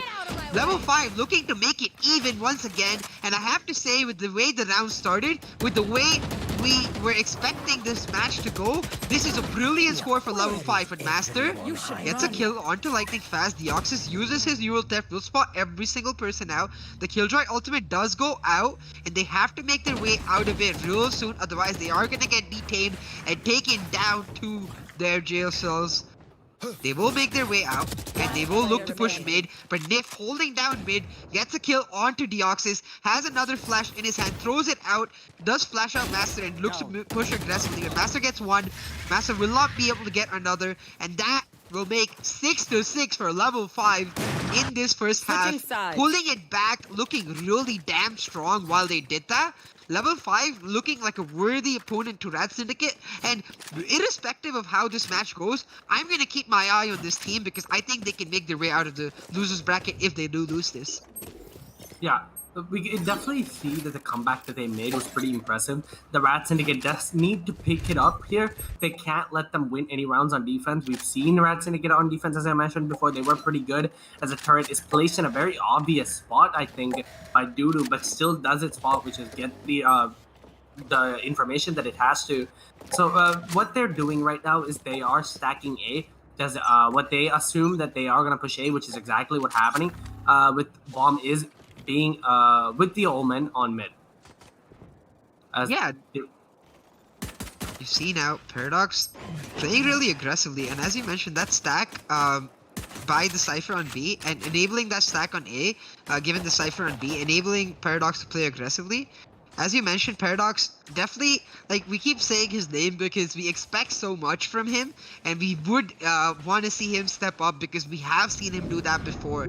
Now he is holding down this cubby, looks to take down members, but the paranoia blinding him will mean that Zero is able to take him down, and Doodoo with another kill, Doodoo with 2 will mean that 5v2 for level 5 as they look to take this pistol down for themselves. Rotation coming out to B though, level 5 with the insane tactics, playing really well, looking to get their first lead of this match. As a 4v2 situation, this could be a possible lead for level 5 and also another round for themselves because it is going to be an equal round for the RAD Syndicate, but don't expect small of them because they can't hold with the shorties on close angles.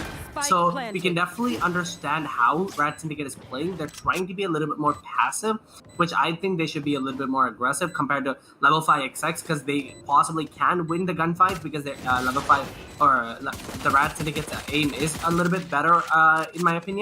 But D-Dox just sprays away through the smoke, tries to get any kills that he can. Teleport 2 come in, gets a pick onto Nifs on long, on Boathouse, sorry. Zero is right there to trade him back. Zero with another onto Ray, Omen the Omen, and level 5 gets another round for themselves. Level 5 just playing beautifully, getting for the first time ever, getting the lead in this match between Level 5 and the RAD Syndicate. Remember guys, if you're loving this action, like, subscribe, hit the notification bell, because now that we're in the round of 16, every match is gonna get just as intense because every single team so damn good. Level 5, 7-6, looking to make it 8-6 with their eco advantage. We'll take a quick look at the scorecard, see how everyone is stacking up. Paradox actually third fragging for his team. I feel that's what is gonna making the difference right now. Does pick up the Marshall though, and looks to sort of peek that angle aggressively, but will not be able to find any. Dudu instead, who hasn't chosen to spend, will be able to kill on ZBDF. Master, on the what we thought was the eco round, instead using that Ares, getting a kill back. 4v4. You see, for the side of RAD Syndicate, they did not go for the eco round. Instead, they went for the forced buy, acknowledging that they do not want to go 8-6 down. They want the match back right now. RAD Syndicate looking to make it pay with their buys in this round. Level 5 certainly not expecting it, I think, a non-eco round from RAD. They were expecting an eco round, playing a bit aggressively and getting caught out for that. Now, Paradox holding down A. Master with that Ares gets another kill onto Nif. And I really like the fact that, especially that it's a wallbang kill, because that's what the Ares is known for, the heavy machine guns. Now you see Deoxys on the other side just holding down B as Level 5 look to make their rotation down to that site, but Paradox and the Omen following too. Paradox with the Marshall will get one, will get two. Paradox, even though this is not the operator, it's still a sniper, so you just don't care. Gets two. Paradox really stepping up for his team now. It will mean that Master is able to get another, and RAD Syndicate with the forced buy, just losing one member will mean that this is huge for them, because if they had lost that round with the forced buy, it would put them in such a big disadvantage, don't you think? Yeah. Definitely, exactly what you said. It is going to put them a very bad economical position, but Paradox just being able to clear everyone in the site right there, the bomb does go down for them, and being able to clutch that for your team is pretty impressive. Where I think Level 5 made a mistake right there, right? They didn't buy. I don't understand why that is, where they have to save again in the situation with all of them having a ghost. Paradox secures the kill. Another one for him with the Marshall. As you've seen, a tag does come up, and Nifs is right there to secure the kill. Fur with another 3v3. Just this is looking so good for level 5, right? Even though they are going into an eco run, they're able to secure the kills and get the guns. But they have the better guns at the moment, RAD Syndicate, where they do have phantoms. The noise does come out from both of the sides. Level 5 says the camera is spotted. The Ares and expected position from the Deoxys for just taps him away. Another one gets rated off Nifs. This match, or this round, is Level 5 XSS. So Level 5's, sorry, I couldn't pronounce words because I'm just so excited because this match is looking so well for Level 5. And as they're not okay, their mindset is like this is just a regular team, but no, Master's right there to secure the round for the RAD Syndicate. That was a mistake made. What do you think is happening right now? I think for both the teams, RAD Syndicate and Level 5, it's become this sort of playground brawl where they're just both out there at each other's throats and just looking to prove that, hey, I am better, no, you are not. And right now, RAD Syndicate coming out on top because, as we discussed before, just slightly better aim for RAD Syndicate. But I have to give so much kudos to Level 5 because they move together as a team, they peak together as a team. Now you see Level 5 with almost full buys, just one member with no shield, one member with light shield. But Paradox, he no longer has the tiny sniper, he has the big man sniper with the operator, getting that opening kill. All he needs is one shot now, doesn't need the headshots anymore. Paradox just holding on to this side. Oh, does not react fast enough, and it will mean that Zero getting that kill. 4v4, and this is what I mean about Level 5. Every single time they go down, they pull themselves up, right back up. Now ZBDF playing a bit aggressively, will get taken down to 58 HP, but will not die. Just backs up, closes the door, and waits for that inevitable A push that he expects from Level 5. Level 5 though, playing it really smart, playing it really slow, keeping RAD Syndicate guessing. I have to wonder that how long can you play it slow though, because especially considering that for RAD Syndicate, this B site is locked down with the Cypher. Now all three of them at A, as level 5 also making to make their way towards A. The Killjoy ultimate does go down on A short, almost covering the full site, but just a small spot on Kevin left uncovered will mean that RAD Syndicate can sit there, but ZBDF gets an opening kill, Nif gets another, the running back used by Nif as he tries to get as many kills as he can. Fur will take down Ray, Master takes down Fur, Master the clutch player from last round, looking to push his team up further in this bye round. 8-7, 2 versus 2 for both teams. The spike is planted, and it's RAD Syndicate that has to go for the retake. The Oxys gets one, but Nip instantly answers back, throws out the flash, but will play patiently, giving away his position, but not aggressing just yet, knowing that it's up to Master to go for the diffuse. Master fakes a diffuse, and then Nip flashed by his own wall will mean that Master is able to take it down. Master with the second clutch in a row, absolutely huge for RAD Syndicate. Now, besides the first blood, talk to me about the mistakes level 5 made here, because I think while the way they took the site was good, I'm not so sure about their positioning after. So the second they realized there was one heaven, what they should have done is peek together. Ignore Master at this point, right? He's A short. The only way he can peek if he aggressives into sight, he's not gonna do that because he's not stupid. So what they should have done is they should have peeked it together on A heaven, and they should have got the kill, and then they should have focused on Master so they could have secured the round. But Master was right there. Just, he just has the better aim, and with the other guy does flash himself. So that's kind of a little bit of misplay on his part. He got a little bit too excited there. As a full bike does come in for both of the teams, but Paradox does have his trusty op, the big boy gun, as CA mentioned before. So 7-9, the lead is on the RAD Syndicate's part right now. Information is being given out with the drone that no one is mid, but there is a mistake because Lightning Fast does get taken out with an op. Their best player is gone. Paradox just with a new skin on his op, just looking so fancy at this point. All of these kids are so rich with their op, man. And like, can I get some skins here? Like, I'm here still using the basic, the classic skin because I can't get anything. It's not skins. That's what the guy who never bought a skin said. Yeah. Like, a skin makes you better, right? A skin equals skills. That's what I used to say. 30 seconds left. I definitely. But now RAD Syndicate with the man advantage will mean Nif will make it even 4v4. Paradox with that opening kill, he was so lightning fast to get the kill onto lightning fast, just absolutely brilliant. But level 5 answering back on every turn, now taking control of a site as they look to plant the spike with just 10 seconds left. Spike will get planted. Paradox with the knife looking to play so aggressive. The dash updraft gets another. Will get taken down by 0, but Paradox, oh my god, is he lightning fast or is the other player lightning fast? Because I can't tell the difference right now. For RAD Syndicate, Ray finishing it up, will make it 10-7. Holy Paradox. 360 right click was exactly what I expected from Paradox from the starting. I want to see some plays with that knives, and he gave me exactly what he wanted. Mistakes were made by Nifs right here, where he didn't hear the noise, which is not what you want. You need to be able to understand exactly where they are. But the Nifs being able to, or Paradox being able to secure that 360 right click was honestly the best thing I've seen in this game so far. What Paradox gives you, especially on Ascent, when you get to see him. That's why we are so hyped about him. That's why we kept mentioning him. Paradox just on another level.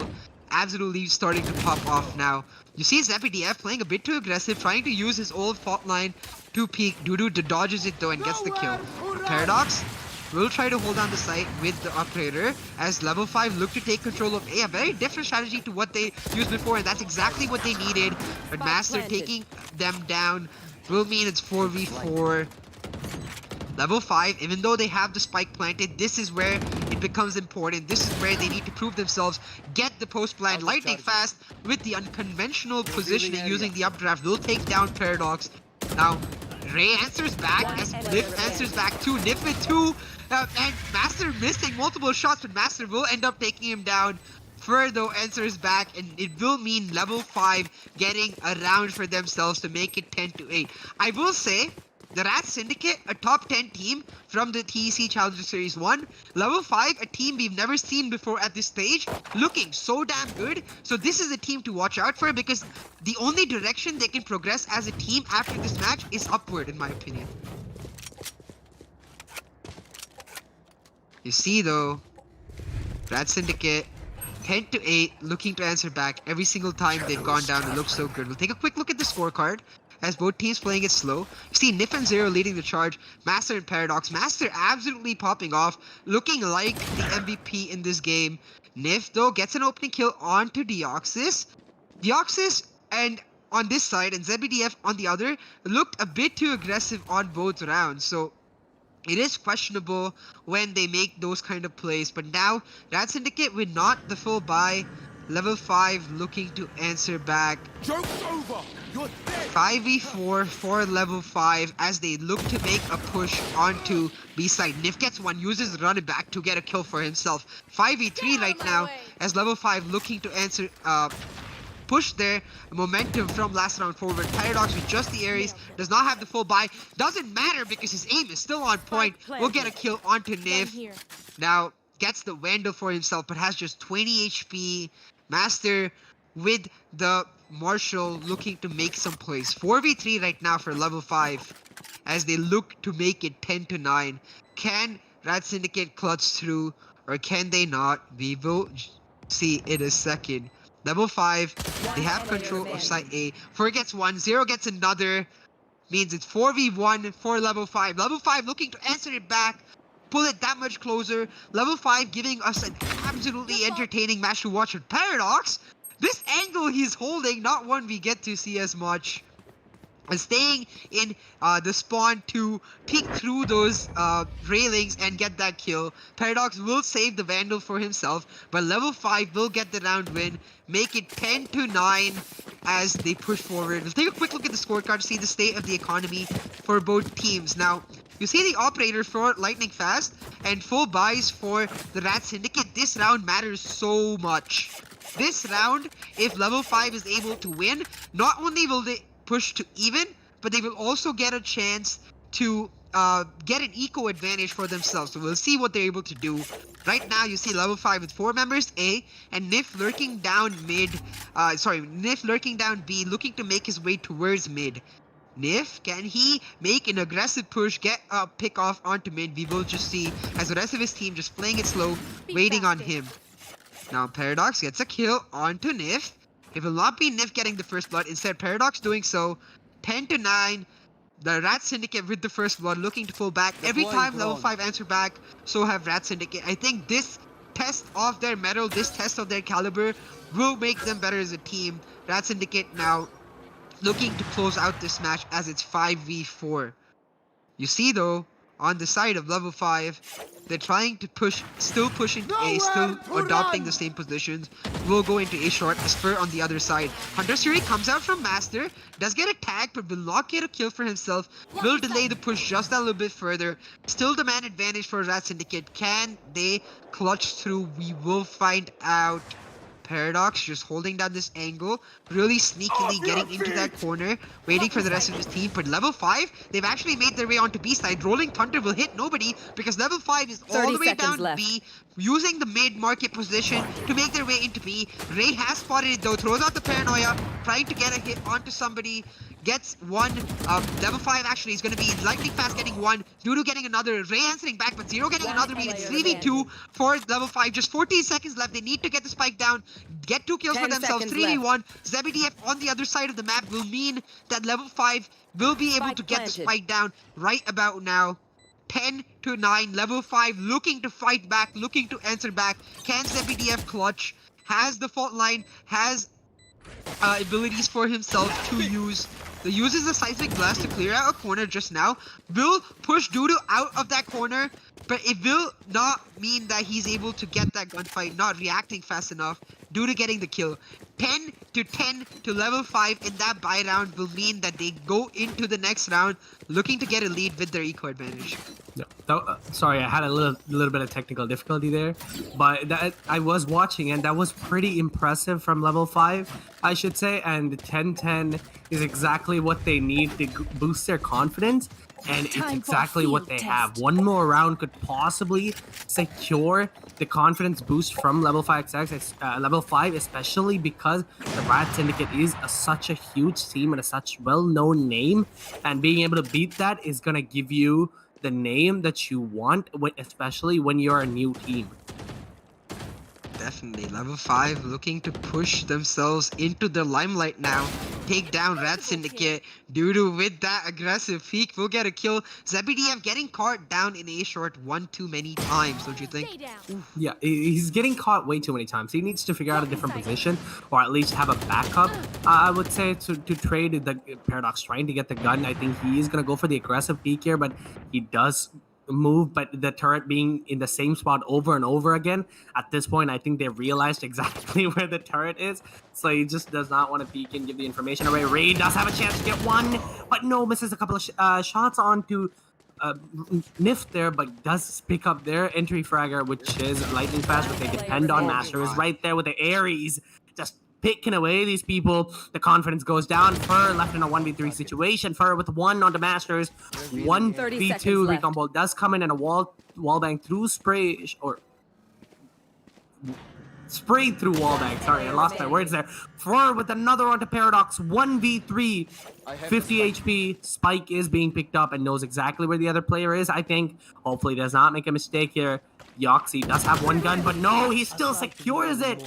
RAD Syndicate with another round for themselves. Fur almost had it in his hand, but no, just a little bit of missed aim right there from him onto Deoxys, where he just didn't really realize that he was there. Not a quick enough reaction time, but definitely was a good round to watch. Definitely. Now, after that round, the way the positioning works, I want to talk to you about both teams. We did mention ZBDF in his aggressive positioning, but that thrifty round, once again coming in for RAD Syndicate, does mean that they are just that slightly more consistent team. You see now the operator picked up for ZBDF, as he's still going to play the aggressive A short position, but just slightly back with the operator to back himself up, making the changes as you mentioned that he needed to make. Paradox now with the opening kill will make it 5-4 for RAD Syndicate, but I have to say, this is no longer the Paradox show because Master's stepping up so damn well in this match. Now Paradox still peeking. He gets mad at me for saying it's not the Paradox show. We'll get a second kill. For getting another kill onto, for getting a return kill onto Paradox will mean it's 4v3, but still in the advantage of RAD Syndicate. Master just throwing out his shot bolts, trying to get some damage. Will not get any. Still has the recon bolt to himself to use to spot out that mid push.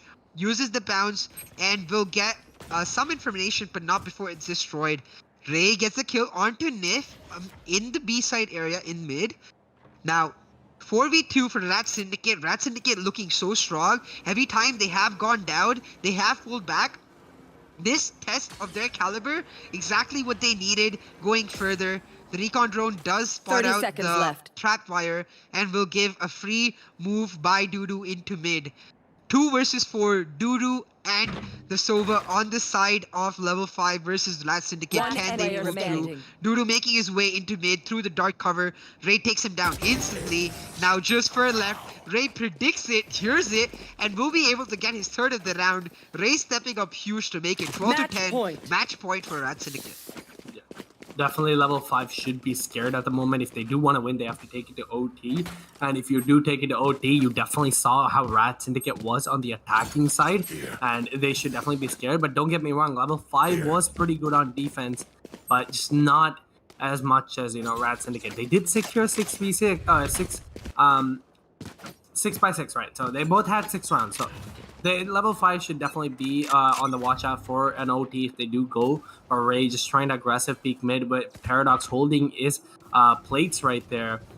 Paradox does have his ult, as you've seen before. Gets a kill onto 0, but no one else is peeking him. They're scared. They won't want to peek it. Rotations should come out because the information has went out right now.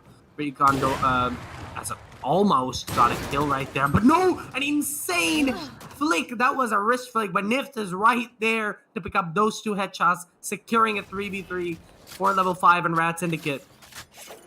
I'm telling you, man, the shots from Paradox is so insane, but I think he is gonna get picked off right here as he does, but no, Dudu's right there behind him with a Spectre, trading out the kills immediately, but just a little bit of time delay right there, because he could have definitely saved Phoenix instead of trading him out. But Deoxys realizes they are going A, but there is an off holding down Ivy. Alt does come out. If anyone peeks this, they should be... No, a missed shot comes in from ZBDF, sorry. Plant does go out as lockdown is being destroyed. A missed shot from him, causing him to lose his life. Fur does secure that, as Deoxys is left in a 1v2 situation, both of them under heaven. Alarm bot does go out. Alarm bot is being broken, giving him exactly the position of those 2 players. Deoxys. Cyber Cage does come out. I don't think he knows that both of them is there, but the noises are made. I think he's baiting him out for the recon. Nope. Dudu's right there securing the headshot kill onto Deoxys. Almost had it. 11-12. Can we possibly see an OT, or is Paradox and Master gonna step back up, just shutting level 5 down? We'll find out in the next round, but I think Nif, that was such a roller coaster round for me by Nif, because he did so well to first get the 2 kills in mid, but then missing so many shots after he uses the running back onto Ray meant that he got traded out. Dudu though doing really well to trade him back and then securing the round for themselves using the help of the Killjoy ultimate. I will note that on the side of RAD Syndicate, Paradox has his ultimate, Omen has his ultimate, and so does Deoxys. So Deoxys, Ray, Paradox, all 3 with their ultimates. On the other side, it's the Sova and the Omen, level 5, who have their ultimates. This is where you have to put everything out. Level 5 fighting for overtime. RAD Syndicate fighting to make their way onto the quarterfinals. Don't want to be in losers bracket. Now, you see the aggressive teleport coming in from Zero using his ultimate does get taken out by Deoxys, but Fur trades back onto Ray. Aggressive push by RAD Syndicate as they are spotted out by the Neural Theft. Will take down Deoxys 4v3. Aggressive push really panning out. Now they have the Killjoy to hold down the site. Lightning Fast getting a kill with for himself. I mean, it's 4v2 for level 5 right now. Level 5 looking to go to overtime, looking to make an insane comeback in their first ever time in the round of 16. Level 5, can they do it? Or will it be ZBDF and Master with the clutch? Master looking to push Lightning Fast out of that positioning. The Seismic Blast will take him down, but Dudu answering back with 2-2 will mean ZBDF Master gone, and we are going forward to overtime. That was a pretty good rhyme there, but yeah, definitely level 5 is securing a name for themselves. I would not have expected it, that they would be this good compared to a team as if the RAD Syndicate, and you can definitely see that they made so much work with themselves to be able to secure the match against a team like RAD Syndicate when they didn't even make it to the top 32, I think, in the first time. And definitely Dudu is putting on a show for us.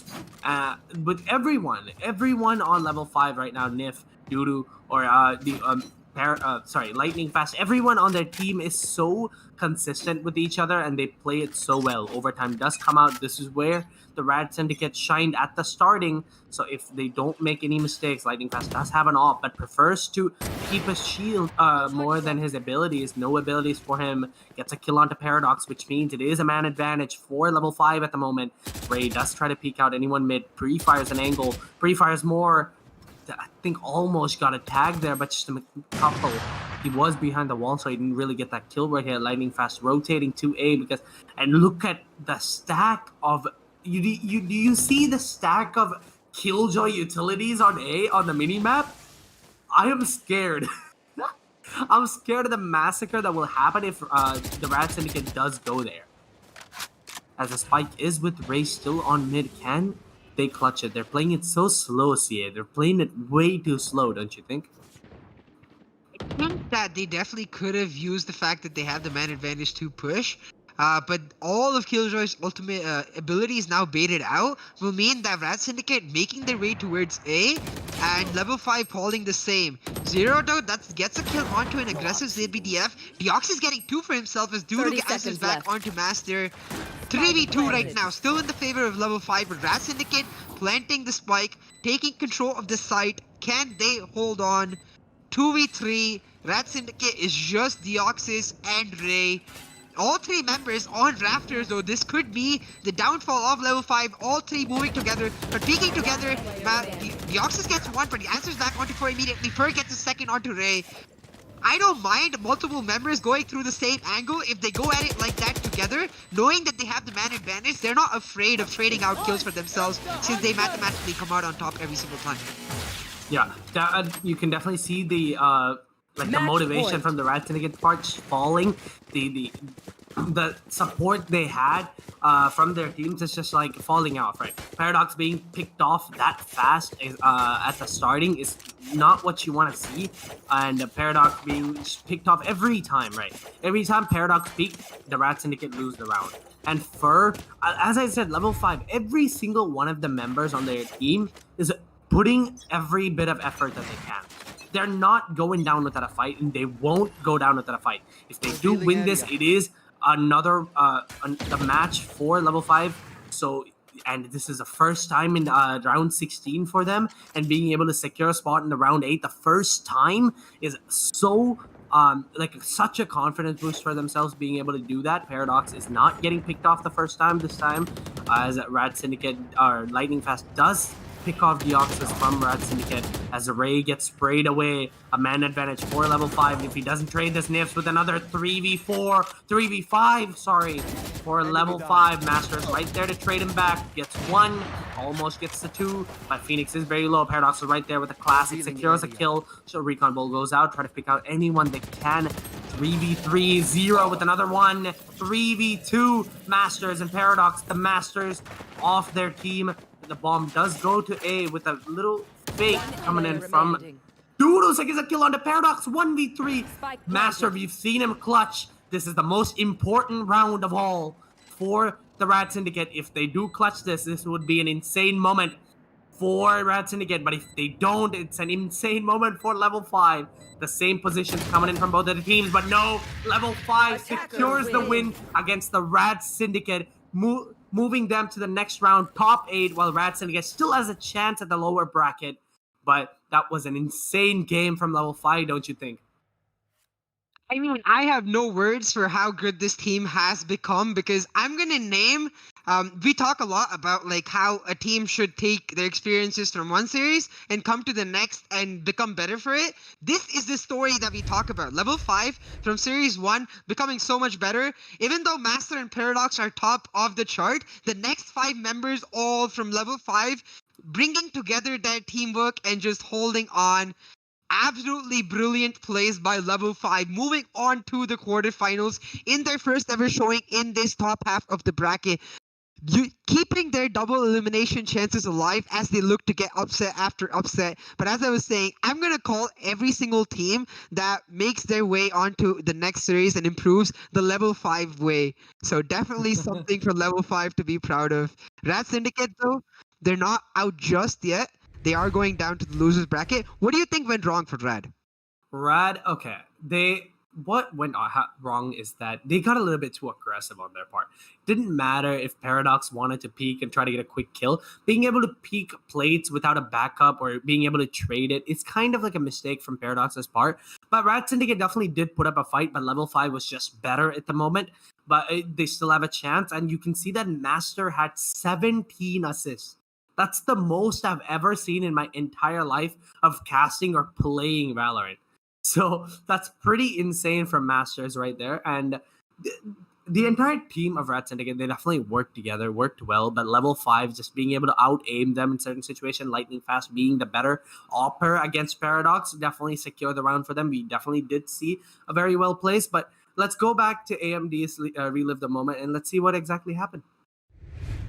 Definitely. I think Lightning Fast, I think every single member, because something we did get to talk about before the match even started was the fact that in the last 4 rounds for level 5, they had 4 different MVPs. Every single different member of their team getting an MVP every single time meant that they were more of a team-based team, and they just showed that their team play, their coordination coming out right here. Every single time they peaked together. Every single time someone went down, they were able to trade them back.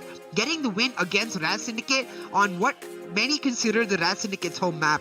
RAD Syndicate won the toss for this match. They picked Ascent, and level 5 taking them down shows an insane level of gameplay from level 5. Level 5 on cloud 9 right now, making their way to the quarterfinals.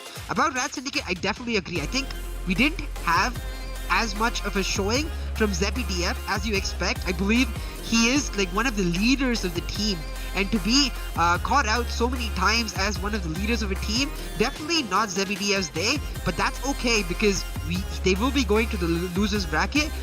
This was also the case for RAD Syndicate previously when they got knocked out of the losers bracket in Series 1, so they'll be looking to make their way through the losers bracket and climb back. I believe this will not be the last we will see of RAD Syndicate, so we'll see how they're able to take this blow and just make themselves better for it. Yeah, definitely an amazing show from both of the teams. I expect a quick dominant performance from RAD Syndicate, but what I got was way better and something that I enjoyed casting. And it wasn't as much of a boring match because they both constantly traded each other. There was so much going on in this map, in this match. I mean, was so crazy. Both of them being able. The RAD Syndicate did have a 0-4 lead, but they just could not handle the pressure after they level 5 did come back. Definitely an amazing play from both of the teams, and I was very excited for this match, and got exactly what I needed. Yeah, definitely. Now, moving forward, I'm really interested to see what level 5 is able to bring about. I do think this team can take it up a notch, even maybe make it level 6. So we'll see what they're able to do in the quarterfinals, because the matches, they're just going to get harder from here. And on that note, the next match that we have, you thought this match was fun? The next match is going to absolutely pop off because we have TSF Gaming versus Global Esports. Now, this matchup, we've seen 2 times before in Series 1. Both times Global Esports getting the edge. TSF looking to make their revenge right now with Venom. Absolutely insane game 2 from level 5. Moving on to the quarterfinals. RAD Syndicate moving to the losers bracket. But that will be all from game 2 from us. We will be back really soon for game 3. Make sure you like, subscribe, hit the notification bell, get the constant updates on such amazing action. Check out the shopping links in the description below. Upgrade your setups. We'll be back real soon with the LG Ultragear TEC Challenger Series 2. Hang out, watch TSF and Global fight it out.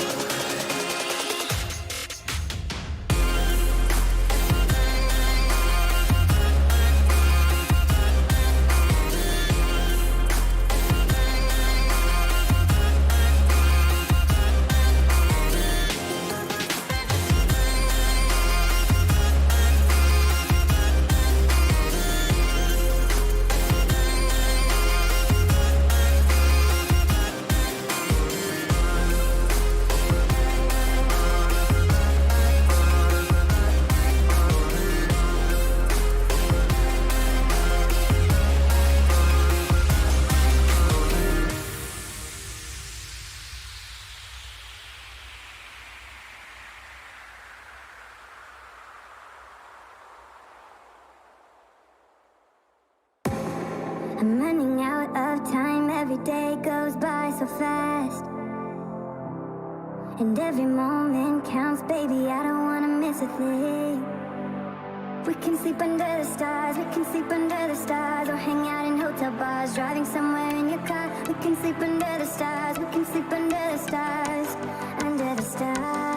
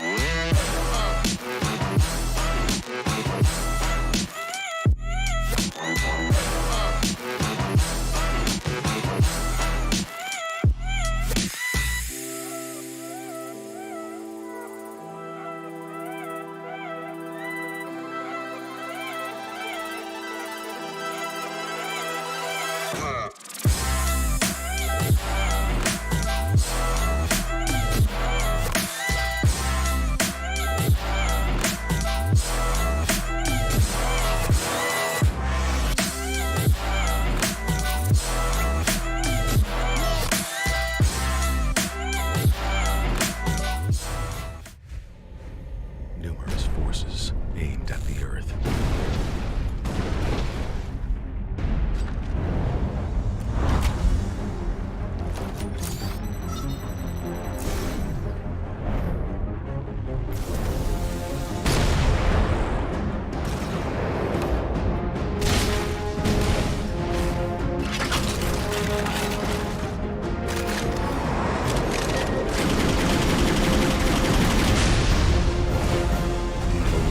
And injustice.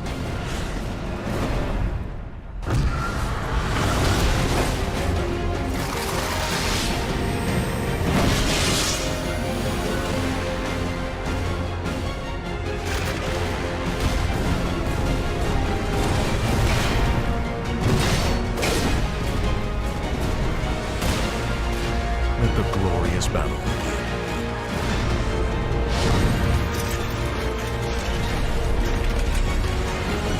Geared up for victory. LG Ultragear Gaming Monitor.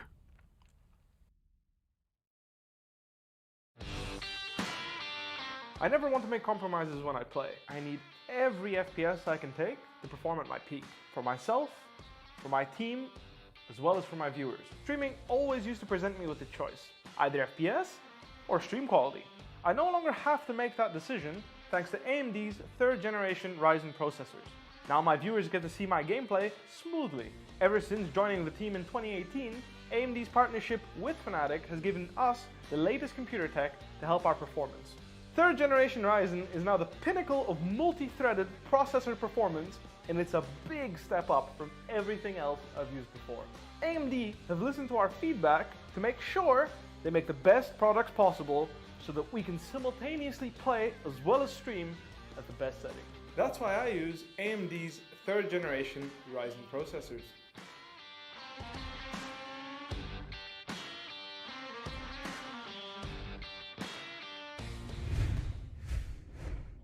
Alright, welcome back, ladies and gentlemen, to the LG Ultragear TEC Challenger Series 2 powered by AMD. And for our media partner, we have AFK Gaming.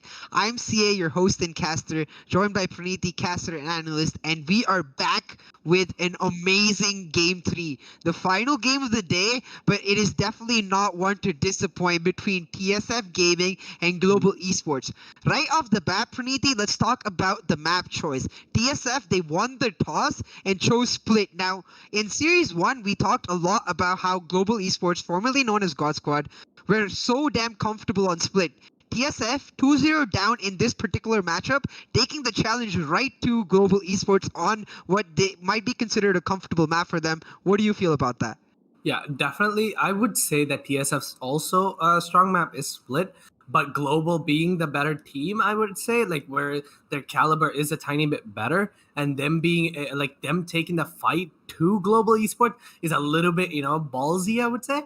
But we can definitely expect something from DSF here. DSF is a long-standing team, and they have a new player, which is Venom, who Choose can your pop agent. off in important situations. But don't get me wrong, Global Esports does have Deathmaker. If he does get mad, you know what happens in the arena. That's going to be a little bit of something I would enjoy to see. But I think it's going to be a pretty even match between those two teams. And this is a chance for both of the new players to prove something, right? Skills being the Phoenix and a new player for Global Esports, and Venom being the Reyna, who's a new player for TSF Gaming. They both have a chance to prove themselves right now.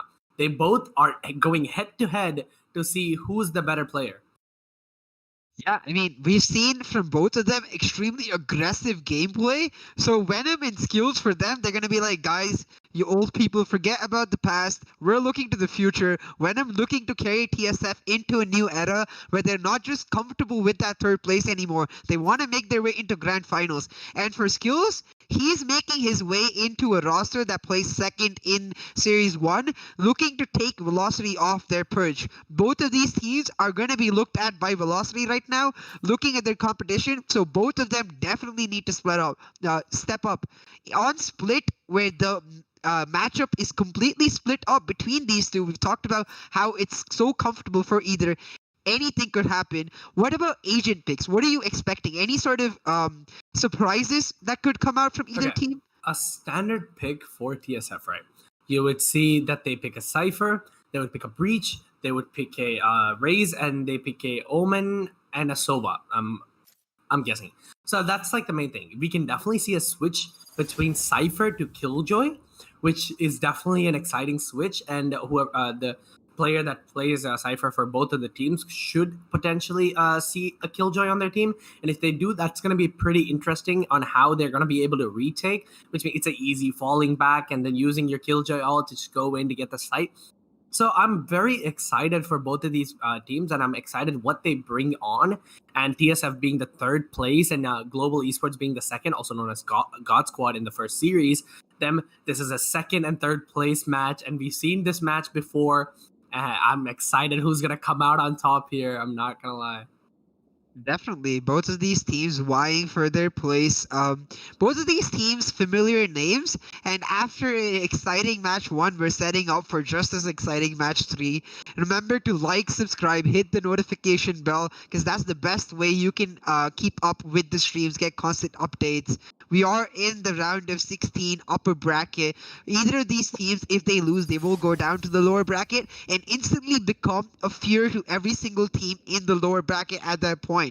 Every single team in the tournament, their eyes should be on these teams because they are the example that they're the mark you want to step up to, or they're the level you want to reach. But level 5 in the previous match setting the play, we are set for an amazing game 3.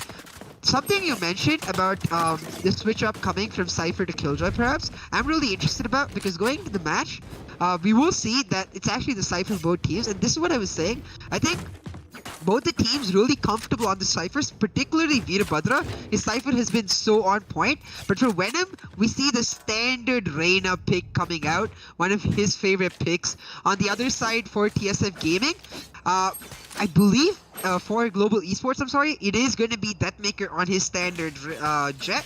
So everyone getting their comfortable picks on this comfortable map, we're set up for a really good game 1. What do you feel about TSF composition? It's a regular old TSF composition for them. The Reyna is a bit new on their part because they used to prefer the Sova on their team. But being able to use the Reyna, if they do get the kills, Friction just jiggle peeking the corners, trying to pick off anyone that he can, do damage. But they are split up pretty even here, but the bomb is on A side, where the bomb is going front, which is TSF Veerabhadra at the moment. Just going out. This is going to be a pretty slow rotations coming in from both of the teams, as Fiction just holding down the flank. This is so intense to watch as Hellfighter tries to tap away slowly, but Venom is right there coming in, but he's weak. 19 HP, tries to escape. He is up close and personal. It gets in his face. Sam getting a trade right back, and Kappa with another onto Veerabhadra, but Deathmaker right there with a headshot onto Sam. A 1v4, a quick little round, even though they waited so long to enter. The flank holder is left up for the clutch. Can he get this?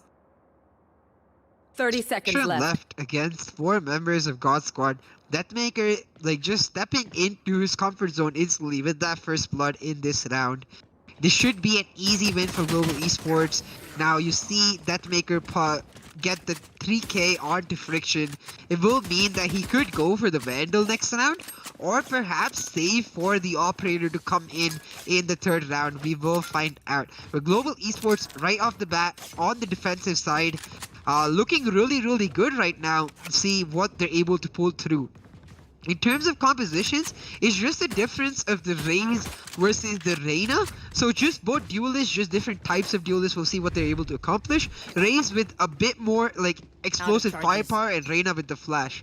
You see, it's Kill Z on the Raze, so it's definitely someone we expect to be a duelist. Instead of the Phoenix, he's gonna opt to go for the Raze this round, and something I can definitely agree with. But Deathmaker holding down A Heaven will get 1 kill, gets 2. That Deathmaker absolutely popping off. Did not go for the Vandal, did not go for the save. Instead, just went for the Spectre, and it's working out because Hellfighter gets another onto slots. Venom got a kill though. Venom with another will be able to get some healing for himself, but Deathmaker versus Venom, now that's a fight Deathmaker relishes in and will win. Friction getting one will mean that TSF actually took down 3 members of Global Esports in what was supposed to be their eco round. So TSF, if Friction can get even 1 kill or even clutch it through, would be really happy with the way the round is going out right now. Friction throws out the dark cover into 2 spots, will not expect Hellranger and Skills to be sitting right there, get taken down. 2-0 for Global, but TSF with 3 kills should be pretty comfortable with the way that went going into the buy round. Yeah. You can also see the composition from Global Esports part, right? It's you usually see Skills playing Phoenix, but this time he's playing Raze. What do you think they have in mind here? I think it's the Raze just sort of offers that extra bit of firepower going in, and Skills, he's shown his capability to be that primary duelist for Global Esports, so they want to have some backup to Deathmaker going in, because Hellranger, Kappa, and Hellfighter all have shown their capability to support really well. But now you see TSF looking to play it slow and perhaps make a push onto B. With 3 members down B site for Global Esports, they are going to be the ones taking mid control. This not panning out for TSF the way they would like to. Definitely a pick coming in as Split, which is one of the main maps for Global Esports in the first series. But TSF just strongly, I want to take the fight to you. A smoke, which is in the advantage of Hellranger, but still not peeking it. Just waiting in a B garage right here with the bomb. 4 people, as again Friction holding for the flank. That Paranoia does probably come out here, but the flashes do come out for both sides. The Slots picking up 1. Skills with a 2 onto Venom, and Slots right there proving that he does not need his main character. And Skills with a 3rd Deathmaker securing the round, getting a kill onto Friction on the flank. You see how well Skills it's mainly his mechanical aim. It doesn't matter if he has his his character or not. All he needs is his aim, and he can secure the kills, which is exactly what he did at that position. I think another reason I like the Raze for Skills is because a combo we saw out of Skills earlier was the Ha on Ascent. It was the Ha hands into the instant run into the flash on A short on Ascent. And I think that sort of understanding of his abilities in combination with his mechanical skill makes him such an amazing choice for Raze, because Raze, if you use your boombot properly with the satchel pack, you can get so much information and so much damage on the team. Now using that boombot, throwing out the pain grenades will get a kill onto Slots. Skills with another, Hellfighter fighting back, TSF trying to take mid control, but it's certainly not working out right now, as Skills with his 3rd will mean Global Esports going up 4-0. This map picked up by TSF, even though they are on the attacking side, they need to pick up a few rounds for themselves. If they do end up going down 8-4 or 7-5, it will be decent, but anything besides that will not look good at all for them against Global right now. Now, you don't, especially with a team like Global Esports, right? One of the main and top teams of India for Valorant at the moment. You don't want to get 13-0, especially because you are the 3rd place team in a big tournament such as Tech Series Esports, right? So yeah, from TSF, what they need to do is they need to figure out a proper play style. And instead of just stacking mid every time, they need to do something else. When I reviewed their WODs before the match started, I saw them in the first series stack mid. They use their breach, clear out one side, clear out 2, and that's how they go. TSF Slots trying to get a pick, but he cannot. But Hellfire and Kappa right there to secure the kills. Kappa does get a kill onto Sam right there. Veerabhadra right back trading him with a Hellranger. Veerabhadra holding B side by himself with 1, and Deathmaker trading it right back. I don't know why it looked like Veerabhadra was on defense, I'm not gonna lie. So him just trying to hold out anyone falling back, but no, they peaked together, so Veerabhadra could not handle the heat from Global Esports. Yeah, you see that Global Esports, as you mentioned, TSF, they like making their way through mid. They like clearing out corner by corner and then rotating to which side they want.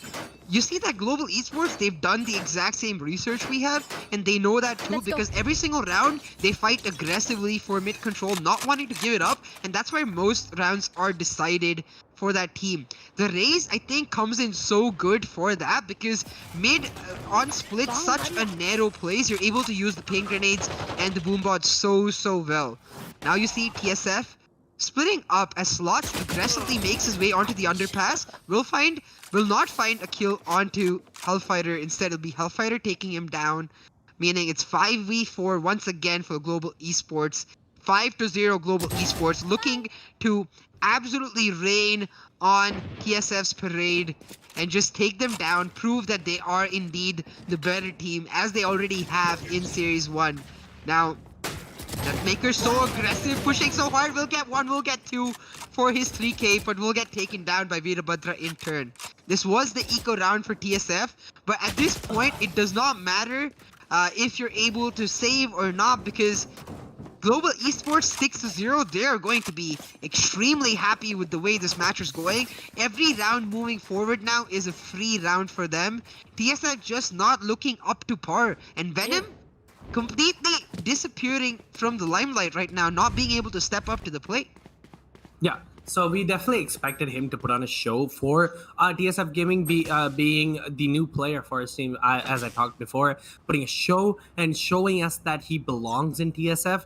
But at the moment, you know, he's not really coming into the light. But we can definitely potentially see a comeback from TSF. 0-6 is not that bad still. It is on the attacking side, but they still need to secure a couple of more rounds. If they don't, it's going to look very bad, as Deathmaker does hold an angle with his op onto A main. Cyber Cage does come out because they know there's an op there. Slow rotations into A, but the Cypher camera does spot out Venom right there. Only 2 people entered A heaven. Hellfighter comes back as Slots using his ult, trying to clear out the directions, but misses his ult. Hellfighter's falling back. Venom gets picked off with an insane little quick scope. Another one for Deathmaker, popping out of his mind with another onto Slots. Just the better aim, but Veerabhadra with the ops, killing him while he was fine in the air. 2v3, no. Kappa secures the kill onto Friction, who's constantly holding the flank. Veerabhadra left in a 1v3 situation with the op, but the seismic flash does come out, but no skills is right there, securing the kill. Venom is unknown in this match right now. He's literally getting picked off in the most random and easy way possible. They're not picking off their camera, they're not doing anything. Deathmaker is utilizing that and he's popping off. I think the biggest issue though for TSF is that despite the fact that we're not getting to see a lot of Venom, I believe he is among their top 2 fraggers, so the entire team just not like being able to pull through right now, as Deathmaker and Skills having an absolutely maniacal game. You see Veerabhadra with 4 kills, Venom with 3 leading, but Deathmaker and Skills just absolutely popping off. I have to say, for Global Esports, this change for Skills of Rexy is something that I definitely love, because we've seen Deathmaker pop off so many times, we've seen Hellfighter pop off so many times, but in terms of the raw firepower that Deathmaker has, it's not something that we get to see a lot from other players. Skills brings that to the table. Now Venom opening a kill, getting the opening kill onto Deathmaker will mean that TSF able to get control of Site A, looking to answer back into this match 7-0 down. Venom gets another. Venom hearing our pleas and starting to step up right now. Venom, can he be the difference for TSF? Who's looking to get 1 round for themselves in this intense match between Global and TSF. Gets flashed out by Global right now. Will look to peek, but gets taken down by Skills instead. Veerabhadra answers back though, but Kappa getting a kill onto Veerabhadra will mean that it is 2v2. Spike is planted. Rolling Thunder goes out by Global Esports, and brilliant coordination will mean the Hellfighter stepping up with that Rolling Thunder, getting 1 and then getting a second onto an unsuspecting Samirakunji. Global Esports 8-0. I don't think either of us expected such a dominant performance from Global Esports, but I think that just goes to show that this team, they're not happy with these rounds. They want to get to the finals, get to Velocity, and take them down. Yeah, but especially with them losing the first the first tech series, right? They didn't really want to lose it, but they had to because they couldn't handle the heat that Velocity put in. They couldn't. How do I can't find the word right. They couldn't handle the heat. That's basically the word. They didn't have the coordination at the start, but him skills being the next fragger for them and being able to entry for them, it's definitely something you'd see as the buys do come out. TSF does have a weaker buy with only 25 shields on their hand. 8-0 for Global Esports. They have to be careful of Heaven right now. 1 HP. Venom gets raided out immediately, but they don't check both of the corners. Omen is on the left side up as one is on Heaven. This is very bad for Venom. This was his game to shine, but him not being able to do that, can definitely understand the difference between his way of playing and his team. As the right side is not checked by the slots right there, but Hellranger does get a pick, but Friction's right there, trading him out. 3v2, two people on very low HP at the moment with Breach, the only person, but the op does come in. A shot to the leg. Sam goes out by Deathmaker at 2v4 with both of them on the low HP, 33 and 1. So Cow, if they clutch this round, which is 30 highly seconds left. unlikely on their part, this is gonna be impressive. That a reaction time coming in, but Venom trades him right back, puts the op down, but the op is got by. The op is being picked up by the skills right now. So yeah, everything that TSF is doing is not working out for them. There. What do you want? What would you do if you were in TSF shoes? Go to Deathmaker because he's an absolute god. But on a more serious note, I think TSF, what I don't see them using is their flashes, because we talked about how TSF, they like to take mid control. They like to clear a site. If they're going A or B even, they like to clear like corner by corner and go using the flashes. I don't think you can do that right now. You see the fake shadow step coming out from Hellranger. Beautifully played. They expect him to be on the other side, but he's not. Does get traded out by Venom though, and now TSF looking to make their way onto B. Skills trades out Weirabadra, but Kappa with 2. So we in 3-1 for Global right now. Global just refusing to give up even one round. Deathmaker finishing it right off, making it 10-0 for Global. Oh boy. As I was saying, for TSF, I think we say this a lot for like teams facing against like a lower tier team facing against a higher tier team, that they need to think outside the box. And not saying that TSF is a lower tier team, but the way Global Esports is popping off right now, you have to sort of surprise them. You have to bring the fight to them in a manner that they will not expect TSF to do. TSF, we know them as the calm, calculated team. They need to sort of let go of that identity that is right now shackling them and stop playing into what Global Esports really expect of them. But you see skills with the showstopper playing so aggressive. We'll get the opening kill onto Venom. Global just popping off right now. They're not giving Venom a single chance. It doesn't matter if it's one kill, he went in and got that. You understand the point? Is that they don't want Venom to shine. They're like, we gotta put him down. It doesn't matter if he's one of the top content creators. We won't let him shine in our tournament. They want to take this tournament into theirs, and the gun barrel is spotted by Hellranger, where he gets a kill right there on the Veerabhadra. 1v3 again. 11. It's 10-0. It's probably gonna be 11 in a second because Friction has a lot on his plate. Not being able to secure a single round is definitely gonna be hurting for DSF. But don't get me wrong, it's not over until the other team is on 13. But does secure a kill onto Hellranger right there. Gives away his position. Friction with the camera does spot out exactly where he is. Can he clutch it? Cypher's just holding into the camera. They know exactly where he is. They don't want to make a single mistake right now. Friction just slowly paying it as slow as possible. It's not the trap wire. Does get spotted out. Cypher right there. Hellfighter gets the kill onto TSF. Friction. This is Last honestly round for the half. so dominant performance from Global Esports. I had a bet, okay? I had a bet that TSF was gonna shine. TSF had a proper way, like at least, you know, a couple of rounds on their part, and I thought they were gonna shine. But them being picked off this easy, like making it seem, Global is making it seem like TSF is just a regular old team. And I want to give Global a nickname right now, okay? them constantly being able to finish matches like 13-0 and like before 15 minutes, I'm just gonna call them 15-minute team. Like, I'm not gonna lie. This team is so, like, Global Esports, the way they play is amazing. Hellfire just picks up a kill on the Vera Badra there. A little bit of mistakes. Yeah, Global Esports is definitely extremely fast. I think I especially like it considering that this is the second time in their series, and with the change, like as you talked about earlier, skills with that just explosive part, enabling that fast pace for the entire team, I will say he's been a brilliant change. But right now, you see such a bait come out from TSF as they look to clutch one round. 3v3, but Samira Kunji with the spike making his way onto B, trying to pull through. That Maker misses his knives and Friction gets a kill onto him, but Kappa answers back onto slots. Will mean it's 2v2, and Samira Kunji with the spike planted, running to the aid of his team as Friction trying to run away. No skills, no, he says, and Friction just stepping out now into the safety, will be backed up by his teammate.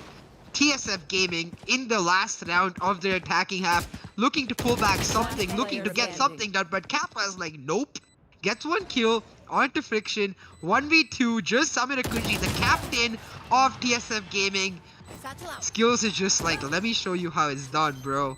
Makes it 12-0 for Global Esports. I will say that if this was going to happen to TSF at any point of time in the tournament, this would be the best time for it to happen because they have another chance. They have a chance to go back, review what went wrong this game, and why Global Esports looking so much more dominant than they did in Series 1. Yeah. Like, right now, TSF Gaming does have a chance to go back to losers bracket. Last time that did exactly what happened to them was that they went to lowers bracket and they won against every team that they played and came back against God Squad and lost against God Squad, now known as Global Esports. So definitely, this is a chance for them to redeem, but it doesn't really work out for them. But the places do get switched as both of the sides are switched with TSF, sorry. Defensive side. I'm losing my words because I was expecting so much from TSF, man. I'm just like heartbroken, you know? As both of the players, Slots and Cypher, pushing in. These skills though get that double kill. Oh my god, Global looking so dominant right now. They don't want to waste time whatsoever. They want to finish the games, as you said, under 15 minutes every single time. What is happening? All I can say is that DM and Skills just popping out of their mind. Skills with his third, looking to finish it up for TSF, looking to push them into the lower bracket. Global Esports, Hellfighter with the last kill. 13-0. Global Esports making their way onto the quarterfinals, not giving TSF a chance to breathe whatsoever. I will say, despite everything, I do not think that the TSF members played bad necessarily. I think Global Esports just played absolutely insane. Deathmaker, you are a god. I will bow down to you. Skills, you're an absolute maniac. I love the way you play. But Global Esports 13-0. This team, even though we've been watching them, man, I can't wait to see more of them. Yeah. Venom did lead his team, you know. He was the top fragger for his team, but just he didn't have the enough light on him and enough support from his team, which caused him to not be the star player. But I wouldn't say anything bad about TSF. TSF definitely put on a show. This match was something very interesting to watch, but just that Global Esports and the new player skills proving that he belongs in the team with constant headshots and constant kills, and Skills is just honestly, Skills is my favorite player from the other from Global Esports right now. With you being, you know, Deathmaker, I want to see Skills get the MVP. You want to see the Deathmaker get MVP. Now this is the fight of a lifetime, and TSF has definitely, you know, got to learn a lot from this match and how they should have played different. And taking split to them is kind of heartbreaking. Definitely. I think TSF came out with something to prove, and while they didn't get it done, I think, as we said before, this was the best stage for it to happen. But let's take a moment, relive that entire match, relive Global's amazing performance with the AMD, relive the moment. Talk about what TSF could have done differently, because I'm sure they are going to go back to the drawing board. They are going to look at this WOD and they're going to think about what exactly is different in this global esports lineup. Because I promise you, like, I know the viewers feel the same. I know, Praniti, you feel the same. This global esports lineup, even though 4 of its members are the same, does not look anything like God Squad did back in Series 1. They look so much more aggressive, so much more enabled, like every single member on the same page. And that just brings out the best in players like Deathmaker, allowing him to shine so well. I love it. Yeah, I'm definitely expecting a match against Global Esports versus Velocity right now, because their gameplay from both of the teams have improved so much from the Series 1, and being able to secure a 13-0 against the third placing team, it's honestly so impressive to see that no one stands a chance against Global Esports, and if they can make it worse against Velocity, causing them, like I can't wait to see that match, man. You don't understand the hype I have. And I want to talk about something else. Them putting so much pressure onto Venom right now is also a main thing, right? Even though Slots and Venom are the top fraggers, I feel like they don't use Slots enough, except they use Venom so much, right? They need to be able to share the play styles and share each other, and like one on A side and one on B side, right? Reyna on A, Raze on B, go in, get the kills, come back and pick a side and go. That's how they should play, instead of stacking mid, which every round, if you saw on attacking side, DSF did the same thing, which is not what you want to see, especially when you're playing against a big team such as this. It might work on small teams, it might work on, like unrated, competitive or whatever, but when you're fighting against one of the best teams, it's not gonna work. Actually, I think TSF just caught off guard right now. I think this is the best time for them to have learned this lesson. And as you said, I think they need a bit more like essence to their strategy, more pages in their playbook, because you can't come up to a global esports. Like, I don't mind them trying to get mid control, but as soon as you see that it's not working, you have to switch, and you have to switch immediately, and you have to make sure that you have the versatility to be able to do that, the creativity, but most importantly, as you said, the synergy between your team.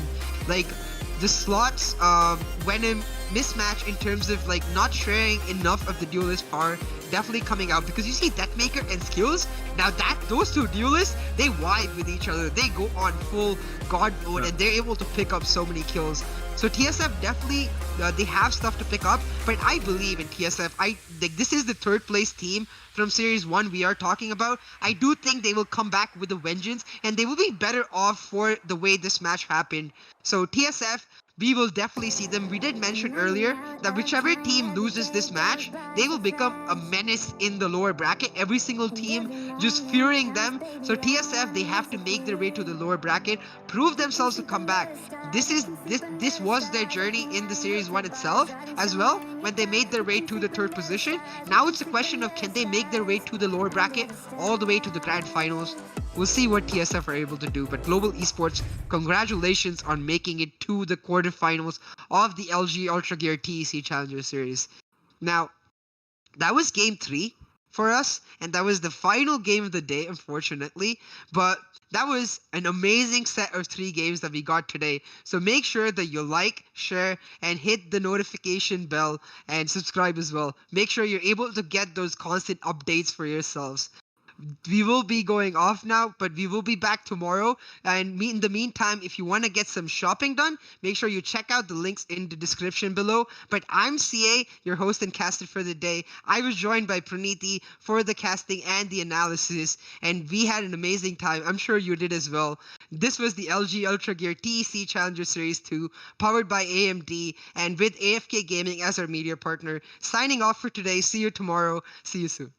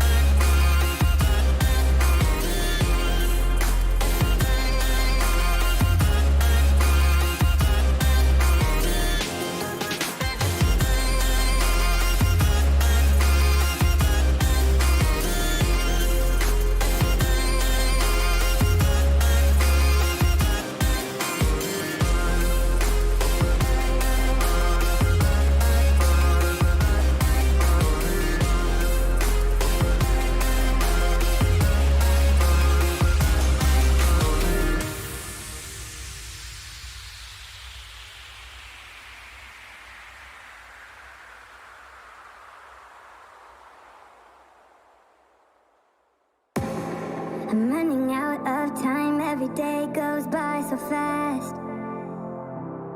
And every moment counts, baby, I don't wanna miss a thing. We can sleep under the stars, we can sleep under the stars, or hang out in hotel bars, driving somewhere in your car. We can sleep under the stars, we can sleep under the stars, under the stars.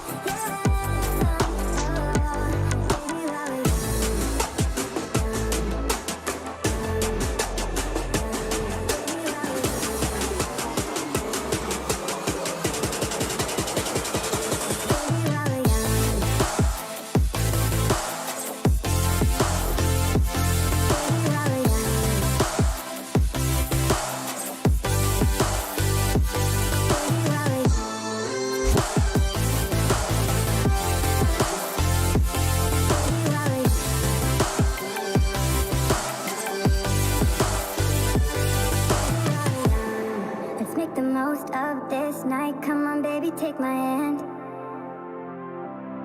And we don't need to do the things we don't want to do.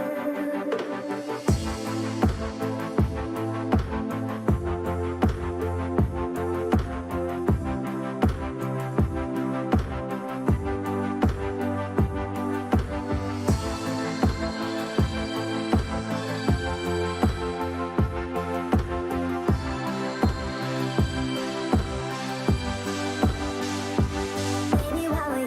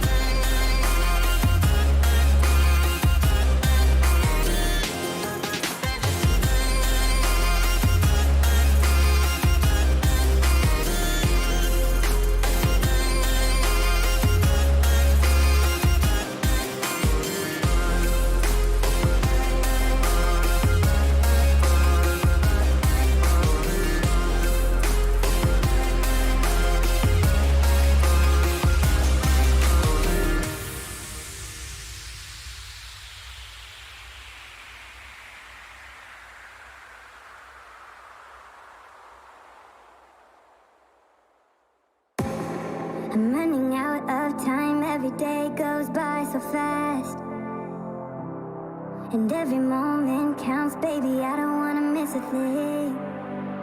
We can sleep under the stars, we can sleep under the stars, or hang out in hotel bars, driving somewhere in your car. We can sleep under the stars, we can sleep under the stars, under the stars.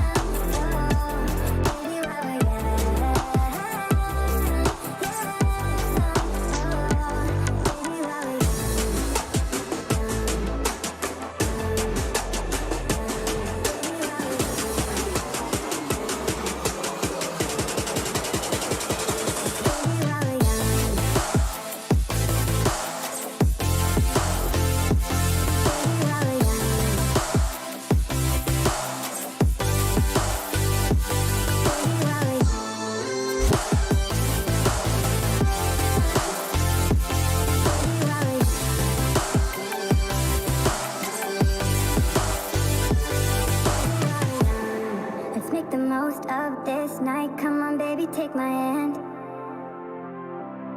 And we don't need to do the things we don't want to do.